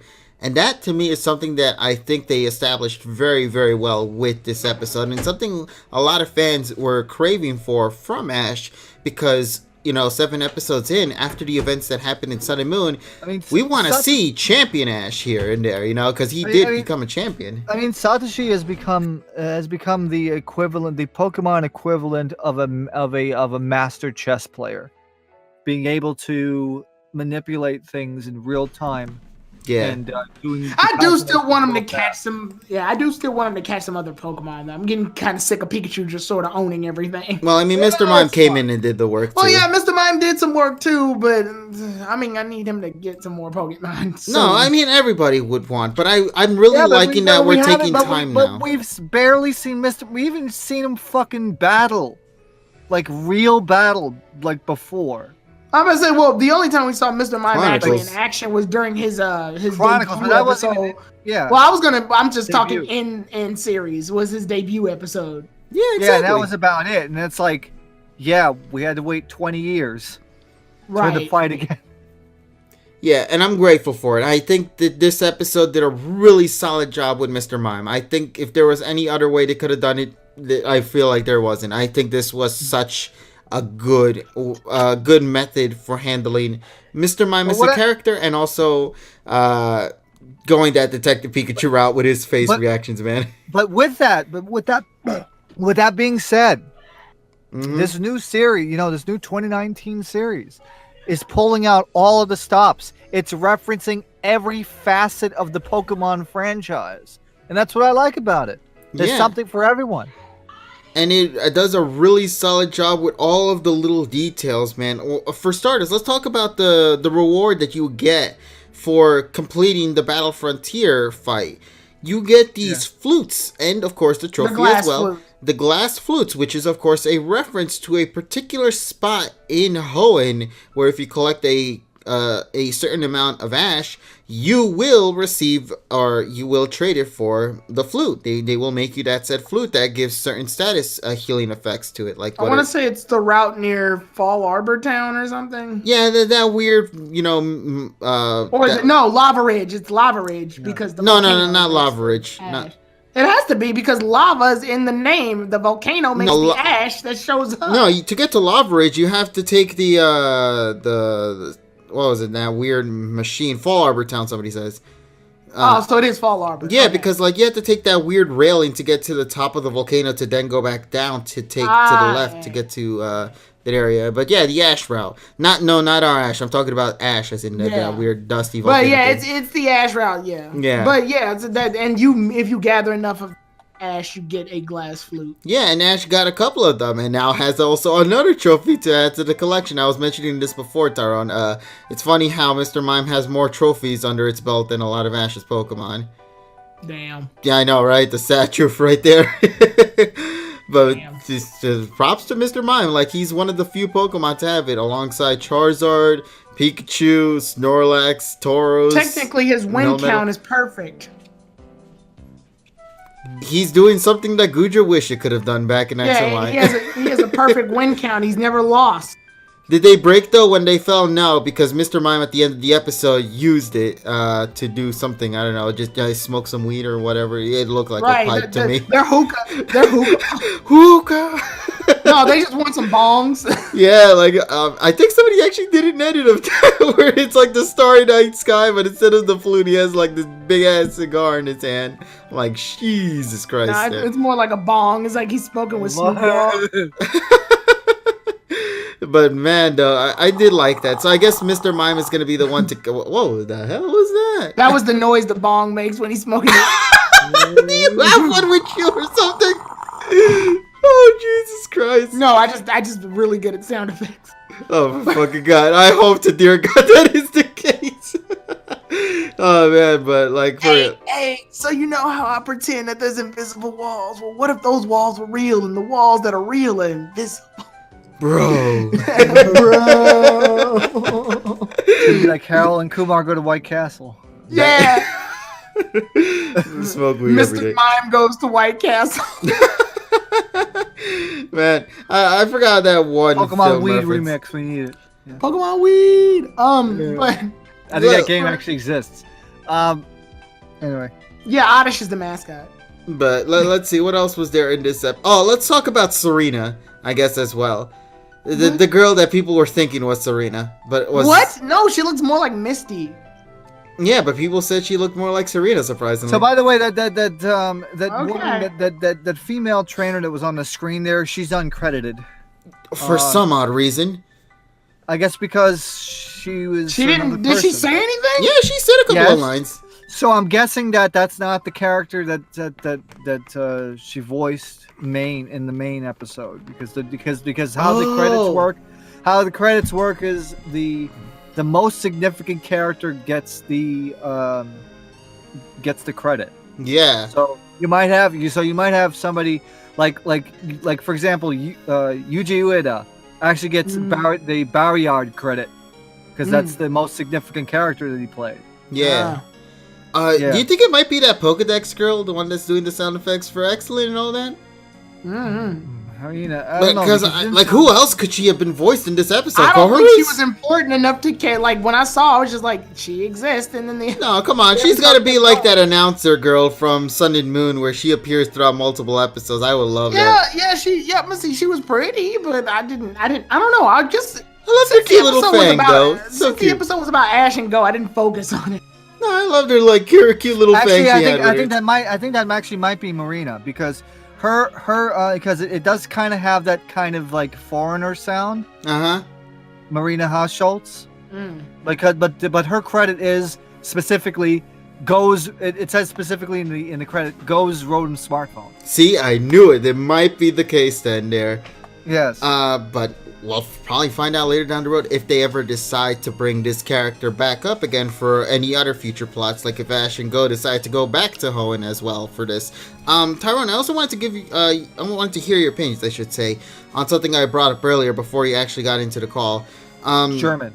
You know, so I mentioned how throughout not Sun and Moon, but Pocket Monsters, I thought that the whole premise of this series was going to mainly be the professor was going to be the one to push these characters through the various regions for certain plot points and to look into some data stuff for the professor. However, thanks to this episode, we learned that Ash was the one that sort of kicked things off for the plot. And he was the one that told Go, hey, we are going to the Hoenn region because I signed us up for the Battle Frontier. You signed us up for this tourney. Yeah, and it shows to me that Ash is really taking this whole thing seriously about traveling across the world. You know, because she's, well, because I was hearing TSS radio, but now, because Ash was the one that initiated this discussion, you know, about going to Hoenn and signing up for the Battle Frontier. Can someone please edit the clip where Ash throws a bag at Go and he's like, so I started a fight club. Yeah, so what do you think about that, Tyrone? Like, the fact that Ash is going out of their way for it. Also, I like that everybody was outside doing the yoga, and Ash is the one that comes out and tells Go that. That means, like, the world is doing more than just the one thing. I've always liked the idea that the best way in writing to expand the world is to make other characters do different stuff in simultation. Like, it's Kung Fu.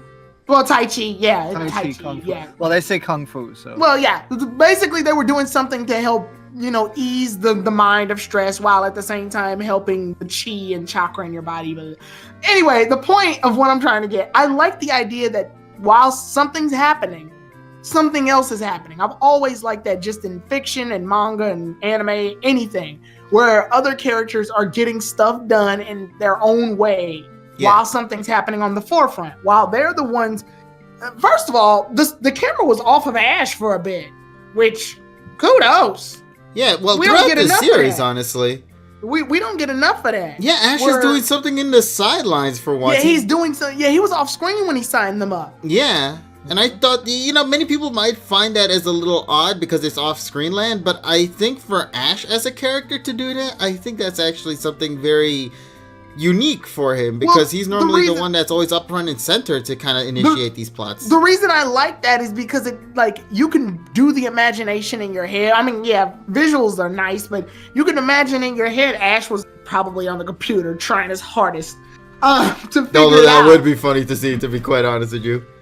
Yeah, to figure it out and sign them up for the tournament. Yeah, like, how do you spell go again? G-O or G-O-U. But or is it goo? Apparently, the name that the characters that they used for the names were weird. Like, I think under Go's picture was like GJF or some shit. What? Okay. Yeah, it was some weird shit. Okay, gosh. Like random letters. Well, yeah, and I just like that idea too. I like the idea Ash was, doing something while the others were doing something, and just because his thing was off screen doesn't mean it didn't have relevance. It has relevance because it brought the plot front and center. So I like that. I like that training that Mr. Mime was doing, the Tai Chi, was relevant because it was useful because Mr. Mime used those skills in the battle. So it all had a purpose. Nothing felt like it was wasted. And even the stuff that was like just there at random, like Mr. Mime, Metapod hitting the rock and then doing the wink and all of that, it helped bring charm to things, like I said, that otherwise didn't have charm in the first place. You never would have thought Metapod, Pinsir, and things like that would actually have a personality outside of just being bug Pokemon. So yeah, this I can't find anything particularly wrong about this episode. It was fun. This was probably the most fun episode from Pocket Monsters this year, in all honesty, because it does a lot of things that many fans were concerned of with the direction that this series was planning to go. And yet it establishes that, no, we're not going to, those Pokemon that we caught last episode to completely disappear in the background, B, make Ash irrelevant as a character and actually make him lose his competence as a trainer, and C, develop Go as a character while still trying to establish a better understanding of the world as a whole, I think they did everything right in this episode, in my opinion. Yeah, it might be slow, but it did the job that it needed to do right. So that's my opinion on it. Yeah, I feel it pretty much did its due diligence, and hell, Go caught some Pokemon in it. And I really hope that they do that for pretty much every episode. If his goal is to catch as many Pokemon as possible, I wouldn't be against him catching like 1, 2, 3, or 4 Pokemon every episode. Also, can we talk about the nice little callback to a certain girl from the last season? In case you might have missed out on it, at the very end of the episode, Go collects a couple of Wurmple, and everybody was, being like, "Oh, cool, you caught Wurmple, but why 3?" And Go, he did it because of the Slickoon Cascoon situation. Yeah, you can't exactly tell which is it gonna evolve into. It's just gonna happen, At least in the anime world, I think that's the thing. how does that apply in the video games? Is that also In the the same video thing? game world, it's random. Oh, as well? Okay. So I mean, guess, there's an equation, but it's random. okay, so the equation is just non-existent, I guess. And here's one more. Yeah, so Ash is like, oh my god, the Pokemon are gonna evolve, and goes like, wait, really? And then Ash is like, what's this? Similar to some, you know, fucking with 'em. yeah, and also similar to what Lana does. If you remember from Sun and Moon, she does that as well. Yeah. So I thought that was a nice little callback there. I guess he kind of has been adapting a little bit from some of the characters he's experienced in his past adventures and kind of slapping them here and there in a nice tone that doesn't feel forced, you know? If that was to be a nice little callback, I really do appreciate it. And I think the last picture they just posted is going to be the gag. All right, let me gags. see right there. Oh, yes. Okay, yeah, thank you so much for bringing that up. Okay, so what happened soon after that, Score Buddy comes in, gives Ash a good kick to the back, and Koharu's like, you know, of all the things you've done, you deserve that. And Pikachu also agreed as well. Normally, Pikachu will defend Ash in situations that he needs to be defended in, but if he knows that Ash is doing something that clearly is going to give him the boot to the butt, he's going to be like, yeah, you totally deserve that, Ash, you know? So I really love that detail there with, you know, Pikachu's whole character as well. When he needs to defend Ash, he will defend. But if Ash does something stupid, Pikachu will be like, yeah, you deserve that too. Now for my patience for running gags can vary depending on how well the running gag is. Like, for example, I like Beware's running gag because he always finds a different variant of it. Yes. I feel like the Score Bunny kicking Ash in the butt running gag is going to get old to me at some point really fast. I can see it coming. Yeah, but for now, though, I will admit, Also, the Mighty Enna kick was great. that actually does dive into a little bit of what I have against this. Unfortunately, Ash has to become the Clement of this series. And what I mean is that he has to get his ass whooped a lot because Go, it's not going to look right if Go gets his butt kicked. He's the intellectual. So what they had to do was, to make up for that, he's going to get the brunt of punishment the whole time. Everything's going to happen to him. Like, Pokemon are going to randomly attack him. Pikachu's going to shock him. Score Bunny's going to kick him. He's going to get his ass whooped in this series just simply because somebody's got to do it. Yeah, that's true. And also, there are fewer characters this time around. But I think though it's gonna be fun because again it's gonna be something different. I don't know. With me, I'm used to seeing Ash get his ass kicked around, but I don't know. Just at some point, sometimes when running gags happen on certain characters, they feel forced. Like I didn't mind it with Clement because that was one of Clement's like redeeming features. It worked off of the fact that he's mostly kind of clumsy. Like he makes a lot of just overlooked mistakes. So if he does something stupid, then his punishment usually is that it blows up in his face, quite literally. Ash, usually if something happens, he's the slapstick comic of relief sometime, but he's never on Team Rocket levels of slapstick. I don't know, just there's always been a difference. Because for Ash, it's used sparingly. It's used for good moments. I don't want to see him just get his butt kicked the whole time. I don't think that's going to happen. I think there's only justified reasons if they have something to talk about. Well, in this episode, it felt a little like, oh, come on. No, I mean, like, I think they worked well, to be honest, because, it did well because it wasn't just out of, like, the blue random. It's just that fucking Satoshi did something fucking stupid. And also, even then, there was a moment when Ash didn't even do anything stupid. I didn't even do anything stupid, and he got his ass kicked anyway, or fucking shot. Yeah, that's what I'm saying. That's what I'm saying. It fine. felt a little forced. Like if Ash has literally nothing to do with the situation, but he gets hit anyway, then it's just like, well, what? No, to explain the plot though, yeah, because like what happened was Score Bunny was wanting to kick Hoji in the butt.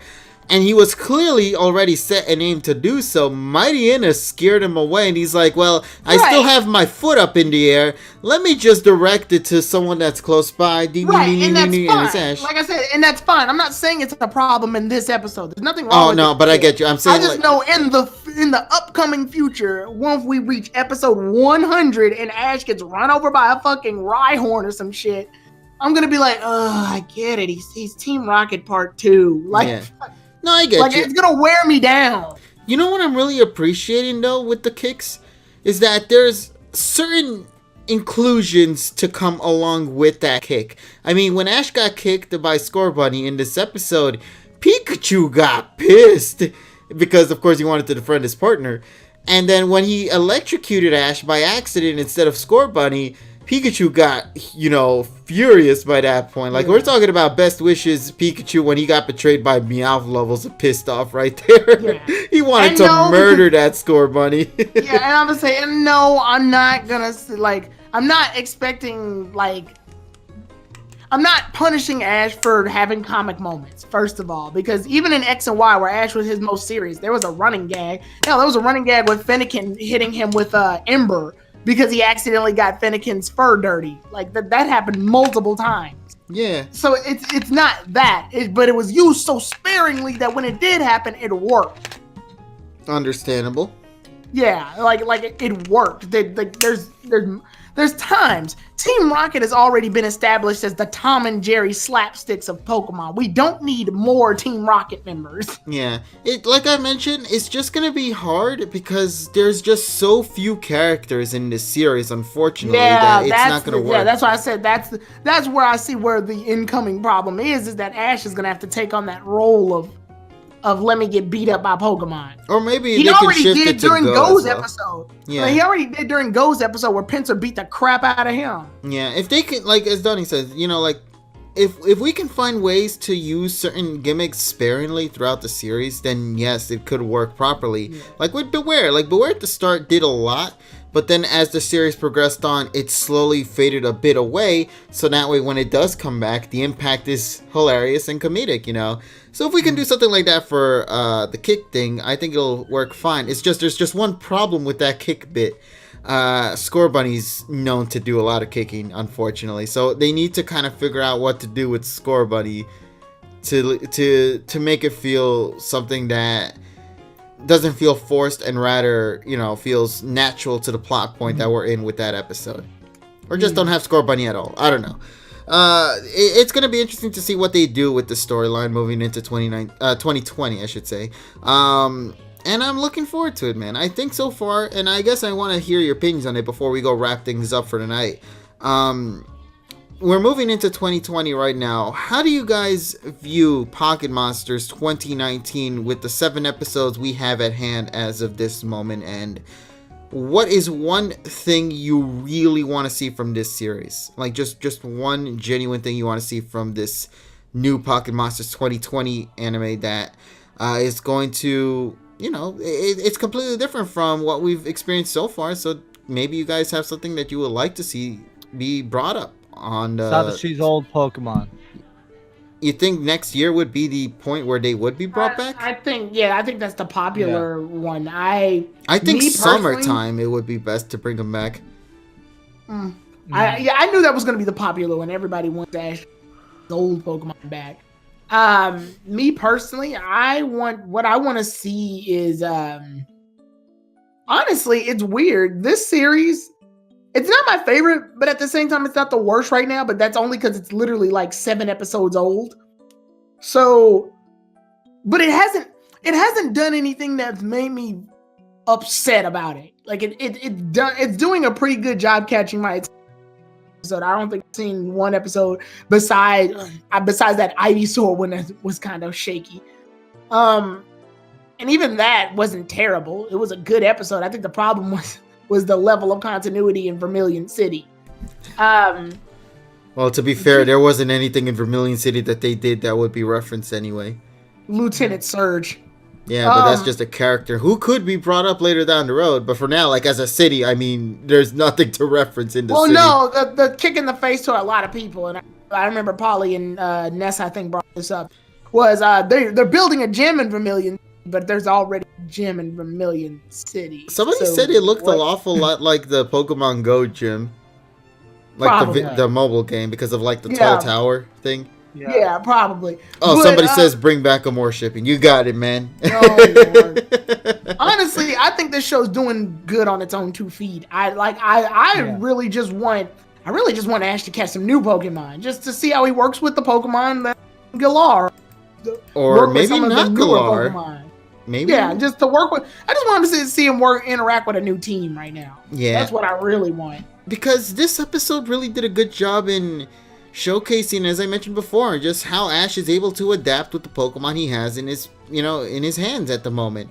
Mr. Mime, yeah, he can, he's more on the defensive side and more on the special side, given psychic moves and whatnot, where Pikachu's more on the physical and quick approach, So it's nice to see that. Now I want to see that be brought up upon newer Pokemon that Ash has little to no knowledge about, or maybe has knowledge about but never physically used one before. It would be cool because now we can actually see some cool combinations be brought up this time around. I don't want to see just Galar Pokemon. I feel like that's something that could be that doesn't need to be in this series.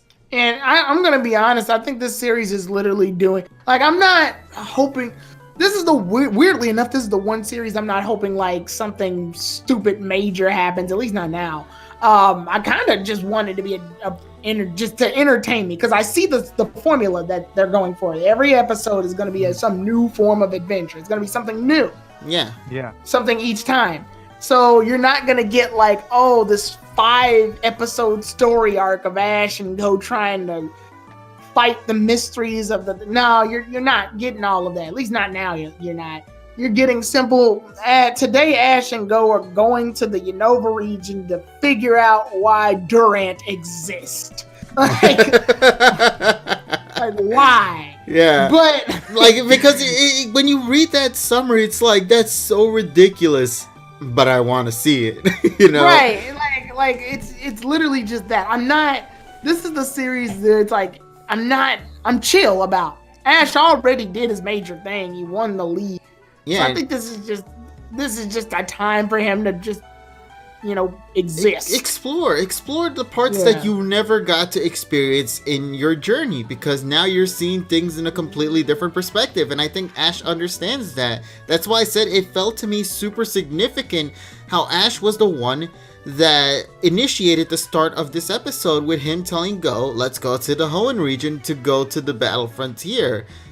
He also, I want Go to catch a shiny Pokemon. I don't know why. I just want that. I was hoping that one of the... I want a shiny hunting episode. I genuinely hope, or I was hoping for, one of the Wurmple to have been a shiny for no reason whatsoever, because he caught 3 of them. I don't think he needs it this early. No, but shiny. I mean, like, it would have been like, why is that one Pokemon oddly colored? I don't know. Something like that. I want him to get a shiny later on. I wanted, like they've been searching far and wide for this Pokemon. They find a bunch of it. And like Ash finds it on accident, like tosses it to the side, and then he's like, wait a second. Yeah, where'd it go? It's gone. And it turns out to be like the Joltik, so they're like those little itty bitty ones as well that are super hard to find. Like he's searching through and he's looking for he's looking for a shiny. It's a shiny, but it's one of the shinies that are so much like the original you can't tell. So like Garchomp, I think. Yeah, like he's been staring at the 2 for so long. Like meanwhile Go found a shiny and he is actually pursuing it or something. Yeah, I think that would be pretty cool. It all depends on how they intend to bring this plot moving forward. Some plot. I don't even know what the plot is for this series. It's just mainly research fellows. It's an episode of the day plot. Yeah. Although I do think that your whole idea about the adventure thing, just sort of going with the flow and whatnot, has come into fruition with this series, because it's like, next episode, I don't know if you read the summary for next episode, via the episode preview. Something about a water race or something? Yeah, but the thing that I found hilarious was in the preview that they mentioned that Piplup swam all the way from Sinnoh to Kanto, which is why he was super thin and skinny in the preview of but the next episode. I think the next episode we won't get until the 12th, if I'm correct. Yeah, that's right. So unfortunately, we're not going to be getting an episode for 2 weeks, sadly. But I hope this upcoming episode is good, though. But yeah, so I think you're getting what you're asking for, Tyrone. I think they're doing that, where it's like, why the hell did this Piplup swim suddenly from one region to the other? It's lost. Yeah, it sounds so stupid. I love it though. It's things like these. Dehydrated Pochama. Yeah, stay hydrated, folks. So You know, I want more of this stuff. I want more of plots that just don't make any sense whatsoever, but yet somehow they keep moving with that plot, and he comes out with an ending that's like, huh, that's understandable. You know, similar to what happened with the recent episode with Battle Frontier, where they just suddenly appeared in Hoenn out of nowhere, and then Ash competed in a tournament. But we're not gonna get the what the fuck Empoleon, so it's not gonna be. Yeah. Although I would love that again. I'm actually more interested in Go's journey in this series than Ash's. Yeah. Only because one, he's new, but it's clear that the spotlight's gonna be on him for a bit.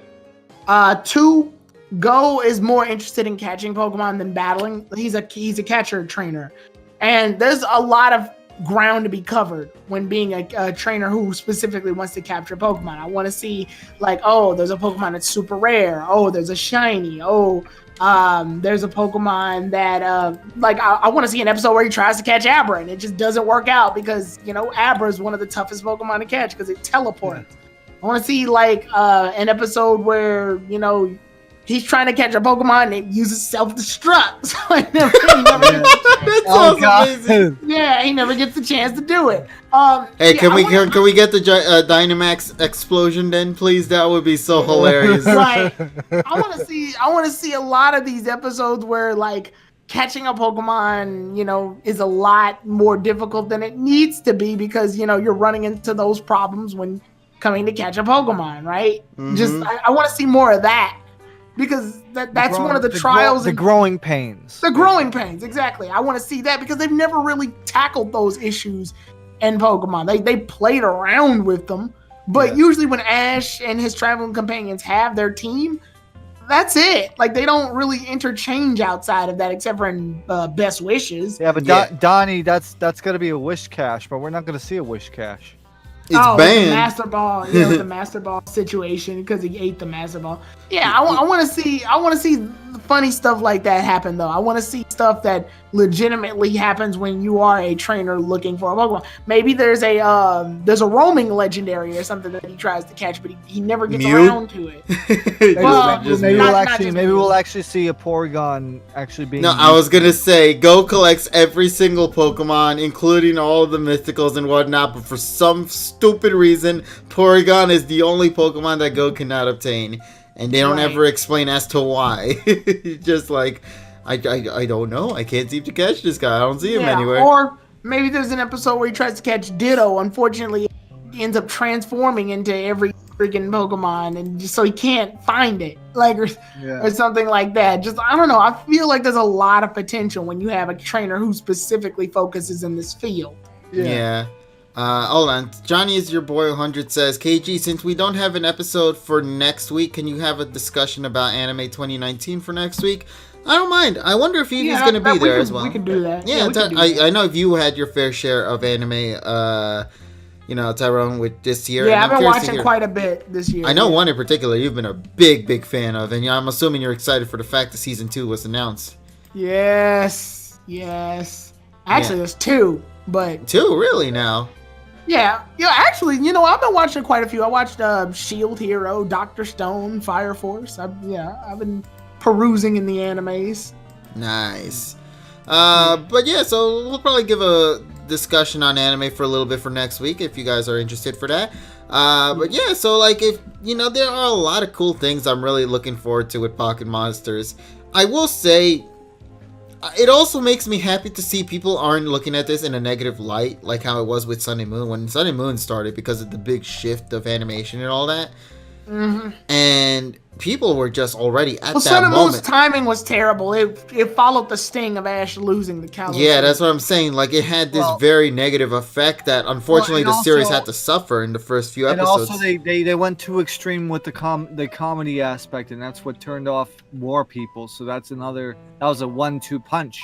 Yeah, because like I told you, had Ash won the league in Kalos and moved into Sun and Moon and been comedy-like how it was in the start, I feel people wouldn't have gone too hard. I think people would still be at it, but not too hard. They still would have been tearing it apart. They just wouldn't.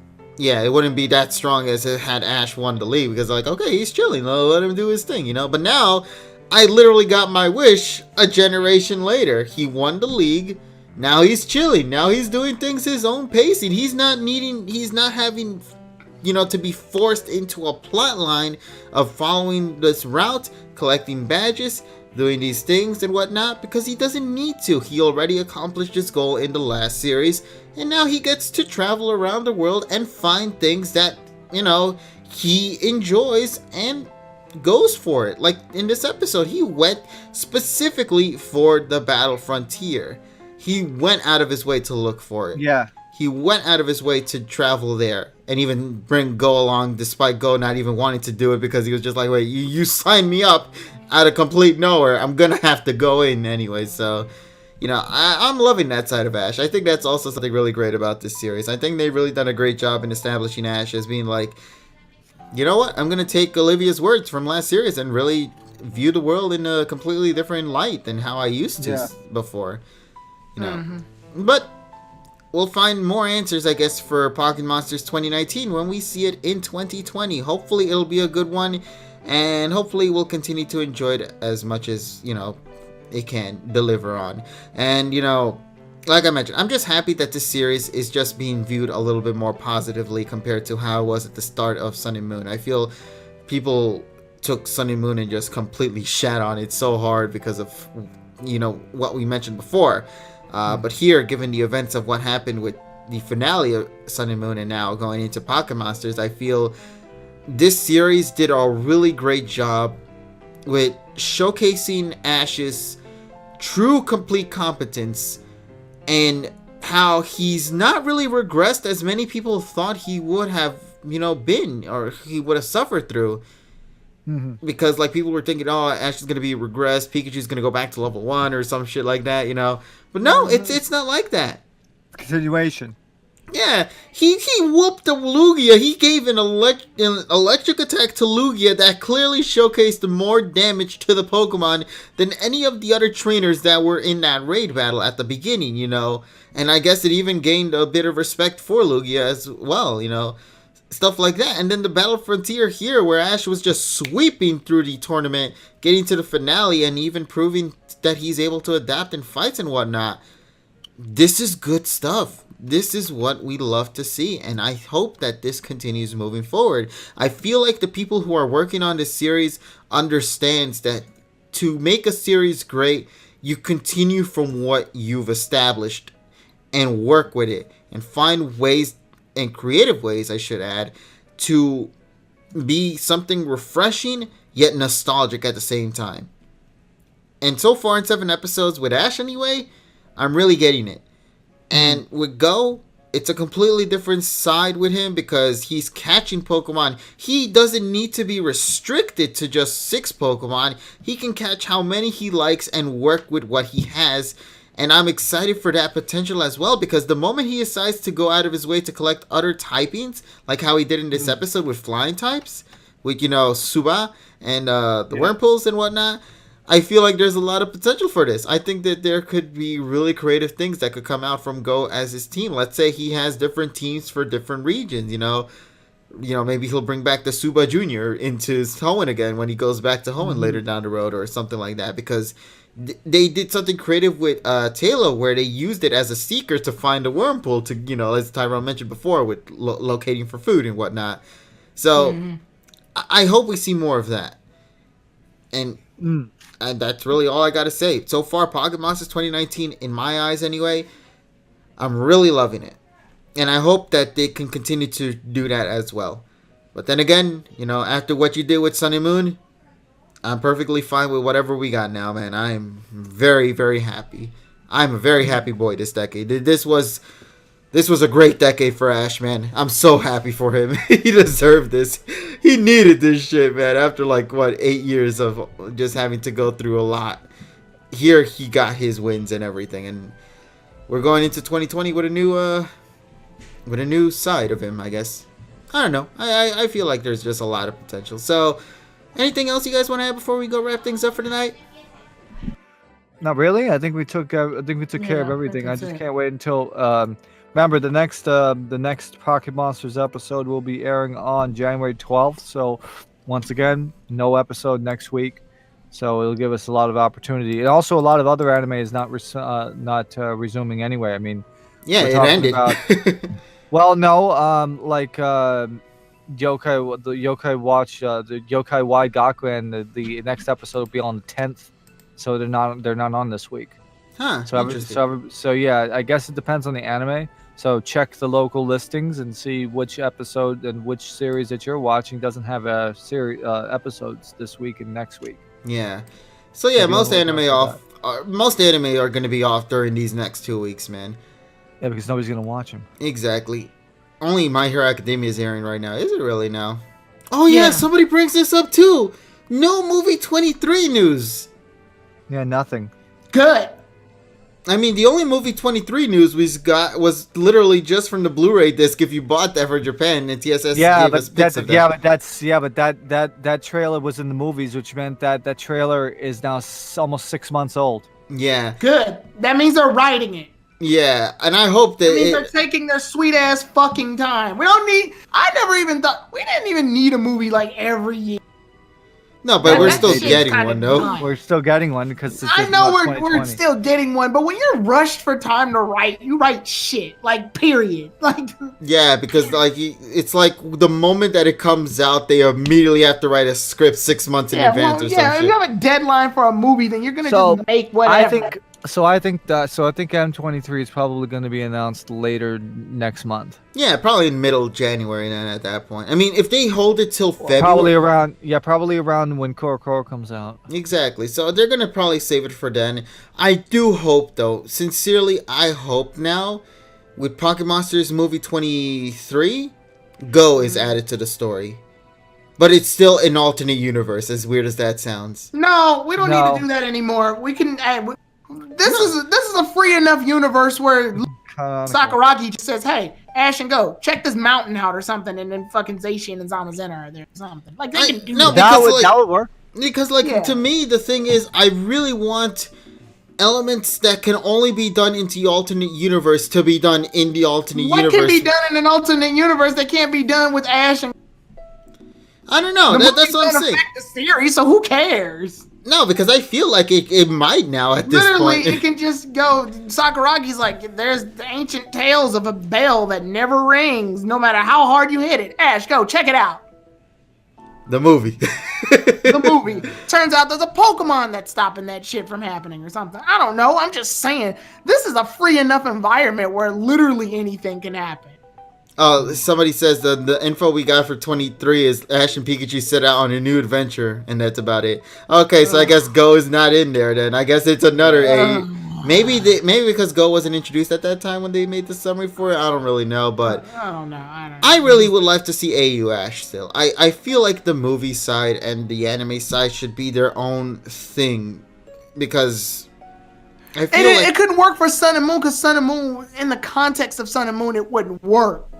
But here, they have more than enough freedom. Each episode usually ends with the adventure ending. The mission that they had to accomplish is over. Yeah. This could literally just be, hey, you're on a mission, and it turns into way more than what they bargained for. Like, their mission originally was, oh, they have to check out why the Roselia's flowers won't bloom in the Sinnoh region.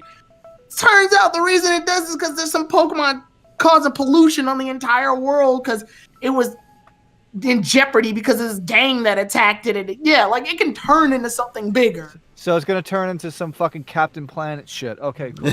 Well, no, I'm saying like the issue that they had to do is otherwise became bigger because of something else. you know what? You know what's gonna happen? We're gonna have a movie that's based off of garbage. Man, no, literally. It's gonna be Gigantamax Garbodor. Or There you shit. go. Oh, What, guys, oh shit, yeah. What, Eternius? Eternius is part poison dragon, so is probably fucking everything up. Like, No, but that's not his gimmick though. His gimmick is just the Giganta Dynamax thing. yeah, man. I'm just saying. I'm saying like this series can make a plot and a movie, and it would still work in context. I want Ash and Go to be in a spy movie. We got some like bootleg Mission Impossible Like a themes. Charlie's Angels. Yeah, that would be really cool. You know, honestly, I would love that shit if they could actually pull that off right. Where it's like Ash. Hi, Yeah, but you girls. gotta- yeah, but Hi, you gotta have it- Sakuragi. Yeah, but you have to have the cassette tape fucking burn up. Have to No, it's gonna be Koharu and her two friends, and then Ash and Go just get pulled into the plot line by sheer accident and what shit. Good morning, angels. Good morning, Sakuragi. Please, that shit would be great. Like, I feel like as much as that sounds like hilarious, I feel like that can only be done in AU, in my opinion. I don't know. It's just weird in my eyes. I think it's just because AU feels so different from movie, anime. I think they should continue to do it, because another thing is also, I'm assuming we're also going to get a different art style yet again. They're not going to maintain the same art style that we've been getting beforehand. I think they're going to move yet again to another new artistic direction. Ash went from like almost 6-7 art styles to like 18 in an instant because of this damn alternate universe. Yeah, I know, right? And also Sun and Moon also decided to open up the opportunity for them to continue to change art styles as well. Which, I mean, it did produce one of the best films. It produced one of the best films of this decade for Pokemon, man. So, I mean, I can't say, nothing negative about that. Friggin' Everyone's Story, one of the best films of of this decade, in my opinion. Yeah. So let's see what happens. It can go my way, it can go your way, it can go no one's way. In fact, a lot of the times whenever we predict these things, they never go our way. They do something way out of proportion that just be like, I'm excited to see what you have to offer. So yeah, let's look forward to the fun times together. Once again, everybody, from the bottom of our hearts though, thank you guys so much for all your love and support. You've been with us through ups and downs and all arounds, and you have been here with us here on Twitch right now, supporting us here all the way. We couldn't have done this without you. Thank you guys so very much. Our journey in the PokePod ends in this decade here with this session. But don't worry, folks, we'll always be back again for next week, because in the new decade, our first session of 2020 is going to begin.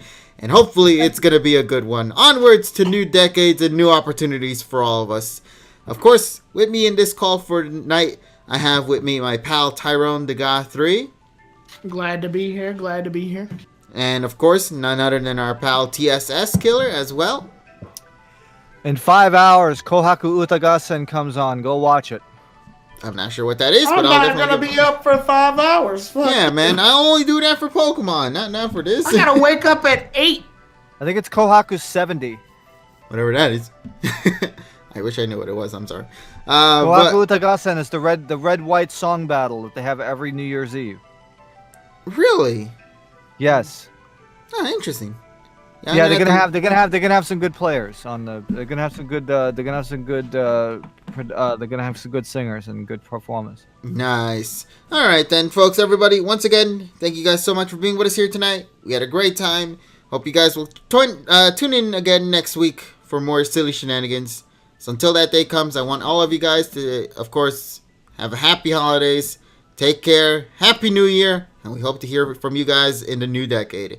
So take care, everybody. And as always, have an awesome day. Mr. FPGA Part 2 tomorrow. My Twitch channel, twitch.tv/TSS_killer. Good night, everybody.